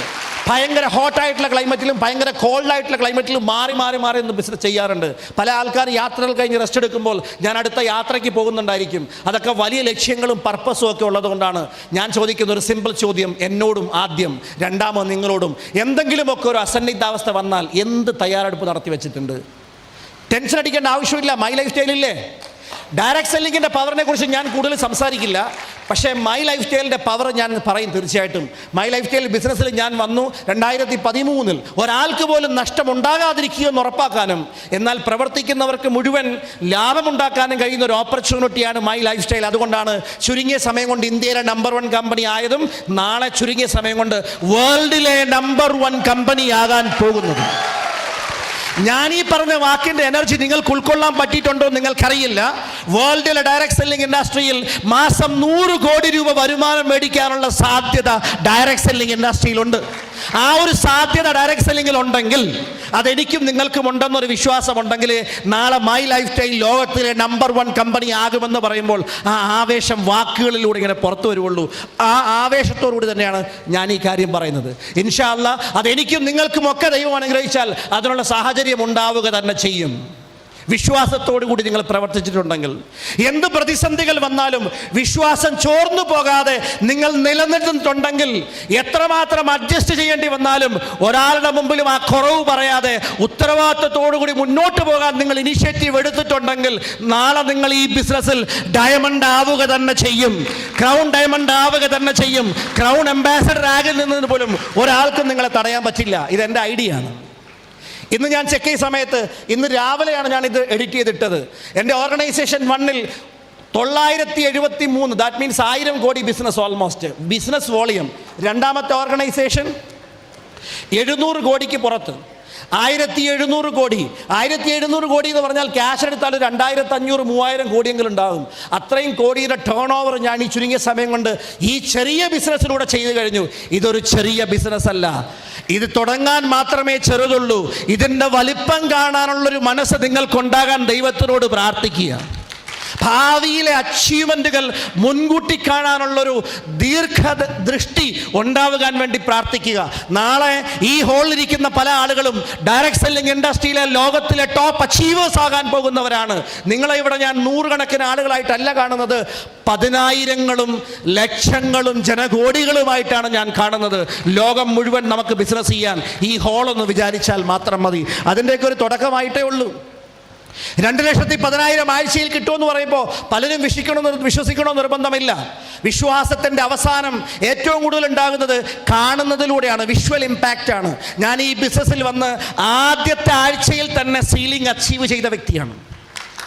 അതെന്തുകൊണ്ടാണെന്ന് ആരോട് ചോദിച്ചാൽ എനിക്ക് വിശ്വാസമുണ്ടായിരുന്നതും ഞാൻ ശ്രമിച്ചത് കൊണ്ടുമാണ്. അന്ന് എന്നോട് പല ആൾക്കാരും പറഞ്ഞു, സാറ് ചുമ്മാ പോഴത്തരം പറയുമല്ലേ. എന്താണ് പറയുന്നത്? പോഴത്തരം എന്ന് വെച്ചാൽ നടക്കാൻ വയ്യാത്ത കാര്യം സ്റ്റേജിൽ കയറി വിളിച്ചു പറയുക. ഞാനന്ന് അവരോട് പറഞ്ഞൊരു കാര്യമുണ്ട്, നിങ്ങൾക്ക് വിശ്വാസമില്ലെങ്കിൽ അത് പറഞ്ഞാൽ മതി, ഞാൻ എന്ത് ചെയ്യണമെന്നുള്ളത് ഞാൻ ചെയ്ത് കാണിച്ചു തരാം. അതിനുവേണ്ടി ഇറങ്ങി പുറപ്പെട്ടു. അൽഹംദുലില്ലാ, ദൈവത്തിന് ഒത്തിരി സ്തുതി, എത്ര പറഞ്ഞാലും മതിയാവില്ല. ആദ്യത്തെ ആഴ്ചയിൽ 2 സീലിംഗ് അച്ചീവറെ ഉണ്ടാക്കാൻ ഞാൻ ടാർഗറ്റ് ചെയ്തു, കഠിനാധ്വാനം ചെയ്തു. ഒരു സീലിംഗ് അച്ചീവർ ജയറോ സാറ് വന്നു, അശ്വനി കുമാർ ശർമ്മയും വിമൽ സരനും വെറും 7000 രൂപയുടെ ഡിഫറൻസിലാണ് സീലിംഗ് പോയത്. അതിനുവേണ്ടി പകലില്ലാതെ ഞാനും അവിടെ നിന്ന് അധ്വാനിച്ചിട്ടുണ്ട്. അതുകൊണ്ടാണ് ആ ലെവലിലേക്ക് എത്താനായിട്ട് പറ്റിയത്. ഇന്ന് ഞാൻ വളരെ സന്തോഷത്തോടെ കൂടിയും അതിനേക്കാളേറെ ആത്മാഭിമാനത്തോടും പറയാം, 2013 മുതൽ എല്ലാ ആഴ്ചയിലും കണ്ടിന്യൂസ് ആയി 2,10,000 വീതം വാങ്ങിച്ചുകൊണ്ടാണ് ഞാൻ ഈ ബിസിനസ് ഇപ്പോൾ ചെയ്തുകൊണ്ടിരിക്കുന്നത്. ഇതിനൊക്കെ ഈ കയ്യടി വന്നാൽ പോരാ. 2,10,000 കാണുമ്പോൾ ഒരു ഫുട്ബോളർ പാഷനേറ്റ് ഉള്ള ആള് ഒരു ഫുട്ബോൾ മാച്ച് കാണുമ്പോഴോ ഒരു ഗോൾ അടിക്കുന്നത് കാണുമ്പോഴോ ഒരു കളിക്കാരൻ എങ്ങനെ പെർഫോം ചെയ്യുന്നു, എങ്ങനെ ആഘോഷിക്കുന്നു, ഒരു നല്ല ബൗളർ ഒരു വിക്കറ്റ് എടുക്കുമ്പോൾ അവൻ എങ്ങനെ ആഘോഷിക്കുന്നു, ഒരു ബാറ്റ്സ്മാൻ ഒരു സെഞ്ചുറി അടിക്കുമ്പോൾ അവൻ എങ്ങനെ അത് ആഘോഷിക്കുന്നു, ഒരു വിദ്യാർത്ഥി റാങ്ക് വാങ്ങുമ്പോൾ എങ്ങനെ അത് ആഘോഷിക്കുന്നു. ഇത് ആഘോഷിക്കാനുള്ളൊരു മനസ്സ് നിങ്ങൾക്കുണ്ടെങ്കിൽ നിങ്ങൾക്ക് ഇരുന്നുകൊണ്ടല്ല, എഴുന്നേറ്റ് നിന്നുകൊണ്ട് ശക്തമായി കൈയടിക്കാനായിട്ട് കഴിയും. എഴുന്നേറ്റ് നിന്നുകൊണ്ട് അങ്ങനെ കഴിഞ്ഞെങ്കിലല്ലേ ഉള്ളൂ അതിനൊരു വാല്യൂ. ഈ 2,10,000 എല്ലാ ആഴ്ചയിലും വരണമെന്നുള്ളവർ അതിശക്തമായ രീതിയിൽ come on everybody. ഒരാഴ്ചയിലൊക്കെ 10 കോടിക്ക് മേലെയൊക്കെ ബിസിനസ് വോളിയം ഞാൻ ചെയ്തിട്ടുണ്ട്. എൻ്റെ ആദ്യത്തെ മാസ വരുമാനം, ഇത് ഒരു ID മാത്രമേ ഞാനിവിടെ കാണിച്ചിട്ടുള്ളൂ. I have multiple IDs. ഒരു പാൻ കാർഡിൽ 3 ID വെക്കാൻ കമ്പനി അവകാശം തരുന്നുണ്ടെങ്കിൽ അത് 3 ഞാൻ ഓൾറെഡി പൂർത്തിയാക്കിയിട്ടുണ്ട്. ഇനി ഇരുന്നോളൂ, നോ പ്രോബ്ലം. ഇനി മന്ത്ലി ഉള്ള വരുമാനത്തെക്കുറിച്ച് നമുക്ക് സംസാരിക്കാം. എന്താണ് മന്ത്ലി ഇൻകം? ആദ്യത്തെ ഒരു മാസം എനിക്ക് വന്നത് വെറും 39,000 രൂപയാണ്. രണ്ടാമത്തെ മാസം വന്ന് 3,92,000 രൂപയാണ്. ഒരു മാസം കൊണ്ട് 10 ഇരട്ടി വരുമാനം വർദ്ധിക്കുന്ന വേറെ ഏത് മേഖലയാണ് നിങ്ങൾക്കറിയാവുന്നത്? അപ്പം ഞാൻ കൂടുതലൊന്നും ദീർഘിപ്പിച്ച് പോകുന്നില്ല. ഇത് 5, 10, 20, 25, 30, 36 ലക്ഷം രൂപയൊക്കെ ഒരു മാസത്തിൽ എൻ്റെ മന്ത്ലി ഇൻകം ക്വാളിഫൈഡ് ആയിട്ടുണ്ട്. ഇനി ഞാൻ പറയുന്ന ഈ കാര്യങ്ങൾ ഗവൺമെൻറ് സാക്ഷ്യപ്പെടുത്തിയ സർട്ടിഫിക്കറ്റായിരുന്നു. ലീഗലായി വരുമാനം വരുന്നുണ്ടെങ്കിൽ സോഴ്സിൽ നിന്ന് ടാക്സ് പിടിക്കണം. അങ്ങനെയുള്ള സോഴ്സ് ഉണ്ടെങ്കിൽ ആ സോഴ്സിന് ഒരു സർട്ടിഫിക്കറ്റ് കൊടുക്കും. അതിൻ്റെ പേരാണ് form 16A. Form 16A Mubeen മുഹമ്മദിന് മൈ ലൈഫ് സ്റ്റൈൽ തന്നു. അതിലൊരു ക്വാർട്ടറിൽ 1,35,00,000 കാണാം, വേറൊരു ക്വാർട്ടറിൽ 1,39 കാണാം, 1,47 കാണാം, 1,78 കാണാം, 1,99 കാണാം. 1,99 വന്നപ്പോൾ ഞാൻ കൈലാസ് സാറിനെ വിളിച്ച് പറഞ്ഞു, എൻ്റെ പൊന്നു സാറേ, നേരത്തെ ഒന്ന് പറഞ്ഞുകൂടായിരുന്നു ഒന്ന് കാൽക്കുലേറ്റ് ചെയ്തിട്ട്. സാർ എന്നോട് തിരിച്ചും പറഞ്ഞു, നീ എന്നാ ഈ മാസം അവസാന മാസമാണെന്ന് കരുതി. ഞങ്ങൾ അങ്ങനെ അങ്ങോട്ടും ഇങ്ങോട്ടും തമാശ പറയാനുള്ള വ്യക്തികളാണ്. വല്ലപ്പോഴൊക്കെ വിളിച്ചാൽ 1 മണിക്കൂർ സംസാരിക്കും, കുറേ കാര്യങ്ങൾ പറയും. അപ്പോൾ സാർ എന്നോട് പറഞ്ഞത്, why don't you earn next month? ഞാൻ നിശ്ചയദാർഢ്യത്തോടു കൂടി ബെൽറ്റൊക്കെ മുറുക്കി കെട്ടി, അല്ലെ ആരെയൊക്കെ മുറുക്കി കെട്ടി പണിയെടുത്തു എന്ന് പറഞ്ഞ പോലെ പണിയെടുത്തു. 2 കോടിക്ക് മേലെ വരുമാനവും മേടിച്ചു. 2,05,00,000 ഇവിടെ കാണും. ഇതൊരു സർട്ടിഫിക്കറ്റാണ്. ഇതിനകത്ത് ഈ രാവിലെ ഞാൻ എൻ്റെ സെറ്റിങ്സ് വന്നപ്പോൾ ചെറിയൊരു മാറ്റം വന്നിട്ടുണ്ട്. ബട്ട് സ്റ്റിൽ ഞാൻ പറയത്രേ ഉള്ളൂ, ഒരു വർഷത്തിന് നമുക്ക് ഫോം 26AS കിട്ടും. അതിനകത്ത് നോക്കിയ സമയത്ത് കൊറോണ പീരീഡിൽ വന്ന ടോട്ടൽ ഒരു വർഷത്തെ എൻ്റെ പേരിൽ വന്ന വരുമാനം 6 കോടിയായിരുന്നു. ആ കൊറോണ പീരീഡിൻ്റെ ഡ്യൂറേഷനിൽ 6,46,00,000 രൂപയ്ക്ക് അടുത്ത് വരുമാനം വന്നു. കൊറോണ പീരീഡിൽ ലോകം മുഴുവൻ ഇങ്ങനെ പ്രയാസപ്പെടുന്ന സമയത്താണ് അങ്ങനെ ഒരു വരുമാനം വന്നത്. ഇത്രയും പവർഫുള്ളായിട്ടുള്ള ഒരു ഇൻകം കിട്ടുമെന്നുണ്ടെങ്കിൽ ഈ ബിസിനസ് ഇങ്ങനെ ചെയ്താൽ മതിയോ? കുറച്ചുകൂടി ആത്മാർത്ഥത കാണിക്കണ്ടേ? വേണോ വേണ്ടയോ? Yes or no? Yes or no? അങ്ങനെയാണെങ്കിൽ അതിശക്തമായ ഒരു പുതിയ തുടക്കത്തിനുള്ള സമയമായി. വോളണ്ടിയേഴ്സ് എല്ലാവരും ഫുഡ് ഏരിയയിലേക്ക് പോവുക. വോളണ്ടിയേഴ്സ്, സന്തോഷ വാർത്ത വന്നു കഴിഞ്ഞു. സമൂസയും നെയ്യപ്പൊക്കെ ദഹിച്ച ചില ആൾക്കാരൊക്കെ 10 എന്താ പറയുക, 10 കഴിച്ചെന്ന് തോന്നുന്നല്ലേ, 10 എന്തോ പറയാം. Okay, whatever it may be. നിങ്ങളിവിടെ ഈ സെൻറ്റൻസ് ഒന്ന് ഭംഗിയായിട്ട് വായിച്ചു നോക്കുക. Today I close the door to the past. ഇന്ന് എൻ്റെ കഴിഞ്ഞുപോയ കാലഘട്ടത്തിലേക്കുള്ള ഡോർ ഞാൻ അടച്ചു. Open the door to the future. എൻ്റെ ഫ്യൂച്ചറിലേക്കുള്ള ഡോർ ഞാൻ തുറന്നു. So take a deep breath. ഒരു ദീർഘശ്വാസം എടുക്കുക. കാണാനല്ല, എടുക്കാനാണ് പറഞ്ഞത്. ഈ എടുക്കുന്നത് എന്താണെന്നറിയാം, ഇത് ഫ്യൂച്ചറിൻ്റെ അകത്തോട്ട് എടുക്കുക, എന്നിട്ട് പാസ്റ്റിനെ പുറത്തോട്ട് കളാം. Your past is the biggest enemy for your success. ഇപ്പം എൻ്റെ ശത്രു എന്ന് പറഞ്ഞാൽ ഞാൻ ക്രൗൺ ഡയമണ്ടാണ്. ഇതാണ് എൻ്റെ ശത്രു. I am a crown diamond. Okay, എനിക്ക് ക്രൗൺ ഡയമണ്ടിനെ വലിയ സംഭവമായിട്ട് ഞാൻ കാണരുത്. അത് ഓൾറെഡി ഞാൻ അച്ചീവ് ചെയ്തതല്ലേ. The next rank I should achieve fast. പെട്ടെന്ന് അടിക്കണ്ടേ? അതേപോലെ തന്നെ പുതിയ പുതിയ അച്ചീവ്മെൻറ്റ്സ് വരണ്ടേ? ഞാനിതിൽ വിശ്വസിക്കുന്നുണ്ടെങ്കിൽ എനിക്കും ലിസ്റ്റ് എടുക്കാൻ പറ്റും, എനിക്കും ആൾക്കാരെ സ്പോൺസർ ചെയ്യാൻ പറ്റും, എനിക്കും ഈ ബിസിനസ്സിൽ പുതിയ പുതിയ ടീമിനെ ഉണ്ടാക്കാൻ പറ്റും, ഏറ്റവും പവർഫുള്ള ടീമിനെ ഉണ്ടാക്കാൻ പറ്റും. Correct or not? അതിനുവേണ്ടി ഞാനും തയ്യാറാവണം, നിങ്ങളും തയ്യാറാവണം. Are you all ready? So release your mental break. പല സംശയങ്ങളും വിശ്വാസക്കുറവുകളും മംഗലാപ്പുകളും അലസതയും മടിയും ഇതൊക്കെ ബ്രേക്ക് പോലെ വർക്ക് ചെയ്യുന്നത്. ഹാൻഡ് ബ്രേക്ക് എടുക്കാതെ ഏറ്റവും വില കൂടിയ വണ്ടിയും ഓടിക്കാൻ ശ്രമിച്ചാൽ വണ്ടിയും ഫീൽഡിൽ പോവോ? ഇല്ല. കാരണം എന്താ? ഹാൻഡ് ബ്രേക്ക് ഇട്ട് വെച്ചിരിക്കുക. ഇതുപോലെ മനസ്സിൽ ചില ബ്രേക്കുകളുണ്ട്. എന്നെ കൊണ്ട് ഒക്കുവോ? സംശയം, ഡൗട്ട് ഡൗട്ട് ഡൗട്ട്, വെറുതെ ഡൗട്ട്, ഒരു കാര്യമില്ലാതെ doubt. Kick out your doubt. Kick out your doubt. Otherwise doubt will kick out you from the life. You got my point clear? If you are not kicking out your doubt from your mind, then doubt will come to you and your life and kick out you from your life. അങ്ങനത്തെ situation വരരുത്. സംശയം ഒന്നിച്ചിങ്ങോട്ട് വന്നിട്ട് നമ്മളെ ജീവിതത്തിൽ നിന്ന് തന്നെ കെട്ടിക്കും. അതിനുള്ള സാഹചര്യം ഉണ്ടാക്കരുത്. അതിനൊന്ന് ബ്രേക്ക് ചെയ്യും. എന്നിട്ട് start with the future, not with the present. ഭാവിയെക്കുറിച്ചുള്ള ശുഭപ്രതീക്ഷയുമായി ശക്തമായി ഇൻഷാ അല്ലാഹ് തുടങ്ങുക. Why we should achieve fast? നാളെ നമ്മളുണ്ടെന്ന് വല്ല ഉറപ്പുണ്ടോ? ഞാൻ പലപ്പോഴും പുതുവത്സരം ആഘോഷിക്കുമ്പോൾ ഏതെങ്കിലുമൊക്കെ ഒരു സ്ഥലത്ത് കൂടുതൽ ഞാൻ ഒറ്റയ്ക്ക് പോകാനാണ് ആഗ്രഹിക്കുന്നത്. കഴിഞ്ഞ വർഷത്തെക്കുറിച്ചൊന്ന് വിലയിരുത്തണം. പുതിയ വർഷത്തെക്കുറിച്ചൊന്ന് ആലോചിക്കണം. കഴിഞ്ഞ വർഷത്തിൽ എന്തൊക്കെ വീഴ്ചകൾ ചെയ്തു, എന്തൊക്കെ നേടാമായിരുന്നിട്ട് ഞാൻ നേടിയില്ല, എൻ്റെ മടിയും അലസതയും തെറ്റുകളും എവിടെയായിരുന്നു, അടുത്ത വർഷം അത് പരിഹരിക്കാനുള്ള ലക്ഷ്യങ്ങൾ എഴുതി വെക്കും, എന്നിട്ട് ശക്തമായി വർക്ക് ചെയ്യും. ആ രീതിയിൽ വർക്ക് ചെയ്തപ്പോൾ കിട്ടിയിട്ടുള്ള സിറ്റുവേഷനാണ് ഞാൻ നിങ്ങളോട് പറയുന്നത്. നമ്മൾ പെട്ടെന്ന് അങ്ങനെ ഞാൻ ചിന്തിക്കുമ്പോൾ എഴുതി വെക്കുന്നത് 2026 ഡിസംബർ ഒരു പക്ഷേ എൻ്റെ ജീവിതത്തിലെ അവസാനത്തെ മാസമാണെങ്കിൽ I have to do many things, right? Robert Frost പറഞ്ഞതുപോലെ woods are lovely dark and deep. അല്ലേ? ഇങ്ങനെ പറഞ്ഞു വരുന്നുണ്ടല്ലോ, miles to go before I sleep and miles to go before I sleep. ഉറങ്ങുന്നതിന് മുമ്പ് എനിക്ക് ഒരുപാട് കാലം മുന്നോട്ട് പോകാനുണ്ട് എന്ന് പറഞ്ഞതുപോലെ ഈ ലോകത്ത് നിന്ന് യാത്ര പറയുന്നതിന് മുമ്പ് ഒരുപാട് നേട്ടങ്ങൾ എനിക്ക് നേടാനുണ്ട്. അത് ലോകത്തിനെ പ്രചോദിപ്പിക്കുന്ന നേട്ടങ്ങളാണ്, ലോകം മുന്നോട്ട് നടക്കുന്ന നേട്ടങ്ങളാണ്. ജീവിതത്തിൽ ഒരു ശക്തമായ പർപ്പസ് ഉള്ളവർക്ക് മാത്രമേ വലിയ അച്ചീവ്മെൻറ്റ്സ് ഉണ്ടാക്കാൻ പറ്റൂ. അല്ലെങ്കിൽ അച്ചീവ്മെൻറ്റുകൾ താൽക്കാലികമായി പോകും. ശാശ്വതമായി വരേണ്ട അച്ചീവ്മെൻറ്റ് പോലും നശ്വരമായി പോകും. അതുകൊണ്ട് ജീവിതത്തിൽ ഒരു പർപ്പസ് ഉണ്ടാക്കണം. ആ പർപ്പസാണ് ഞാൻ അണ്ടർലൈൻ ഇട്ട് വെച്ചിരിക്കുന്നത്. ഈ ലോകത്തിൽ ഒരു സൃഷ്ടിപ്പും ഒരു കാരണവുമില്ല നടന്നിട്ടില്ല. ഒരു ഉദ്ദേശവുമില്ലാതെ ഒന്നും സൃഷ്ടിക്കപ്പെട്ടിട്ടില്ല. അപ്പോൾ ലോകത്തിലെ ഏറ്റവും വലിയ മനുഷ്യൻ സൃഷ്ടിപ്പ് മനുഷ്യനാണ്. അപ്പം learn to get in touch with the silence. നമ്മുടെ ഉള്ളിലുള്ള ആ ഒരു പർപ്പസിനെ നമ്മളും തിരിച്ചറിയണം. And know everything have a purpose. എല്ലാത്തിനും ഒരു പർപ്പസ് ഉണ്ട്. Correct or not? So each of us നമ്മൾ ഓരോരുത്തരും ജനിച്ചത് പോലും ഒരു പർപ്പസിന് വേണ്ടിയിട്ടാണ്.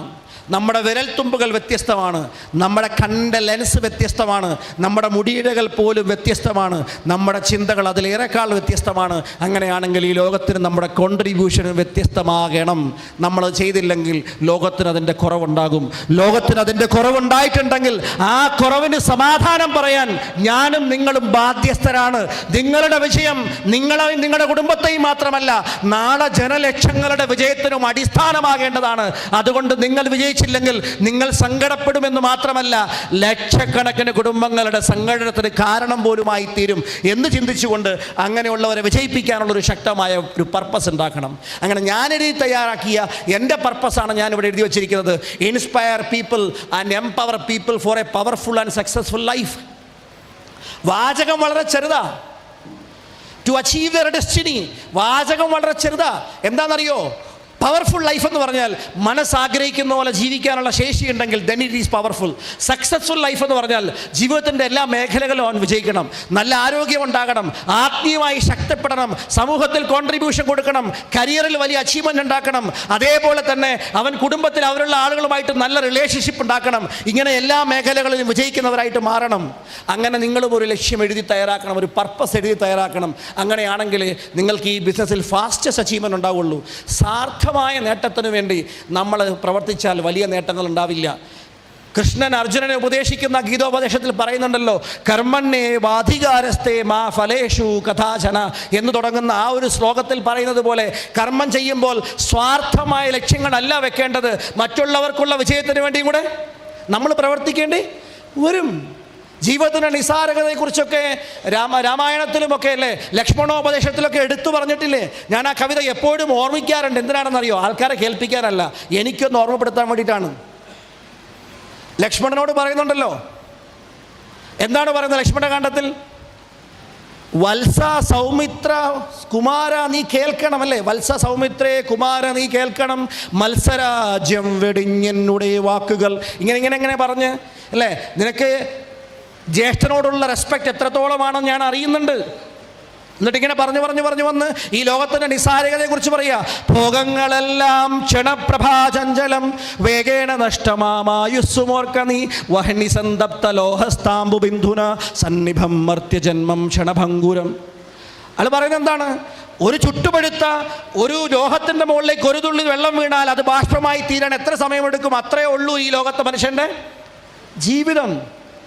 അതുപോലെ തന്നെ പാമ്പിൻ്റെ വായിൽ അകപ്പെട്ട ഒരു തവളയുടെ ഒരു പിക്ചർ പറയുന്നുണ്ട്. അതുപോലെ തന്നെ മനുഷ്യനെ ഒരു പെരുവഴി അമ്പലത്തിൽ ഒരു രാത്രി തങ്ങാൻ വന്നൊരു സത്രത്തിൽ തങ്ങാൻ വന്നൊരു യാത്രക്കാരനെ പോലെയാണ് ശ്രീരാമൻ ലക്ഷ്മണനോട് ഉപദേശിക്കുന്നത്. അതുകൊണ്ട് കാമമോഹ ക്രോധം ഇങ്ങനെയുള്ള എല്ലാ മഞ്ചമോഹങ്ങളിൽ നിന്നെല്ലാം ഫ്രീ ആയിട്ട് നീ ക്ഷമ അവലംബിച്ചുകൊണ്ട് മുന്നോട്ട് പോകണമെന്നാണ് പറഞ്ഞു പഠിപ്പിക്കുന്നത്. എന്തുകൊണ്ടാണ് എഴുത്തച്ഛൻ അദ്ദേഹത്തിൻ്റെ ഈ എഴുത്തച്ഛൻ്റെ നാട്ടിൽ വന്നുകൊണ്ടാണ് ഞാനിത് പറയുന്നത്. നമ്മൾ ക്ഷമയോടുകൂടി നമ്മൾ സത്യവും വലിയ ഒരു വിജയവും സ്വാർത്ഥതയില്ലാത്തൊരു ലക്ഷ്യവും ജീവിതത്തിൻ്റെ നിസാരതയും അറിഞ്ഞുകൊണ്ട് നിങ്ങൾ ഈ ബിസിനസ് ചെയ്താൽ നാളെ മൈ ലൈഫ് സ്റ്റൈലിൻ്റെ ഏറ്റവും ടോപ്പ് അച്ചീവേഴ്സ് വരാൻ പോകുന്നത് ഈ ഓഡിറ്റോറിയത്തിനുള്ളിൽ നിന്നാണെന്ന് ഞാൻ ഉറച്ചു വിശ്വസിക്കുന്നുണ്ട്. So take the responsibility. 100% ഉത്തരവാദിത്തം ഏറ്റെടുക്കൂ. സോ വോളണ്ടിയേഴ്സ് ഫുഡ് റെഡിയാണെന്നുണ്ടെങ്കിൽ പറഞ്ഞേക്കണം. ഓരോരോ ഡ്രോ അനുസരിച്ച് നമുക്ക് അവരെ അങ്ങോട്ടേക്ക് വിടാം. Okay, food റെഡിയാണല്ലേ? ഫുഡ് റെഡിയാണ്. നിങ്ങൾക്ക് വിശപ്പ് റെഡിയാണോ? സാർ അത് വന്നിട്ട് ആരെയാണ് വിടേണ്ടതെന്നൊന്ന് നിയന്ത്രിക്കൂ. ഈ സെൻറ്റൻസ് മറക്കല്ലേ കേട്ടോ. ഇവിടെ വന്നിട്ട് പറ്റുമെന്നുണ്ടെങ്കിൽ ഇതിനോടൊരു സെൽഫി എടുത്തിട്ട് പോകണം. എൻ്റെ കൂടെ സെൽഫി എടുത്തിട്ടൊന്നും പ്രത്യേകിച്ച് കാര്യമൊന്നുമില്ല. ഈ സെൻറ്റൻസിനോട് സെൽഫി എടുക്കുക. Take 100% personal responsibility to your life. കാരണം you cannot change the seasons, you cannot change the circumstances, you cannot change the wind, but you can change yourself. Sajith Lal sir രണ്ടുമായിട്ട് സെൽഫി എടുത്തു. അങ്ങനെ വേണം. യെസ്, ഇത് ഞാൻ ഏറ്റവും ഇഷ്ടപ്പെടുന്ന ഒരു സ്റ്റേറ്റ്മെൻറ്റാണ്. അപ്പോൾ ഇതിവിടെ ഞാൻ വെക്കുന്നുണ്ട്, ഇത് കളയുന്നില്ല. ഇപ്പോൾ തന്നെ ഇതൊന്ന് ഫ്രീസ് ചെയ്ത് വെക്കാൻ പറ്റുമെങ്കിൽ ഒന്ന് ഫ്രീസ് ചെയ്ത് വെച്ചോ.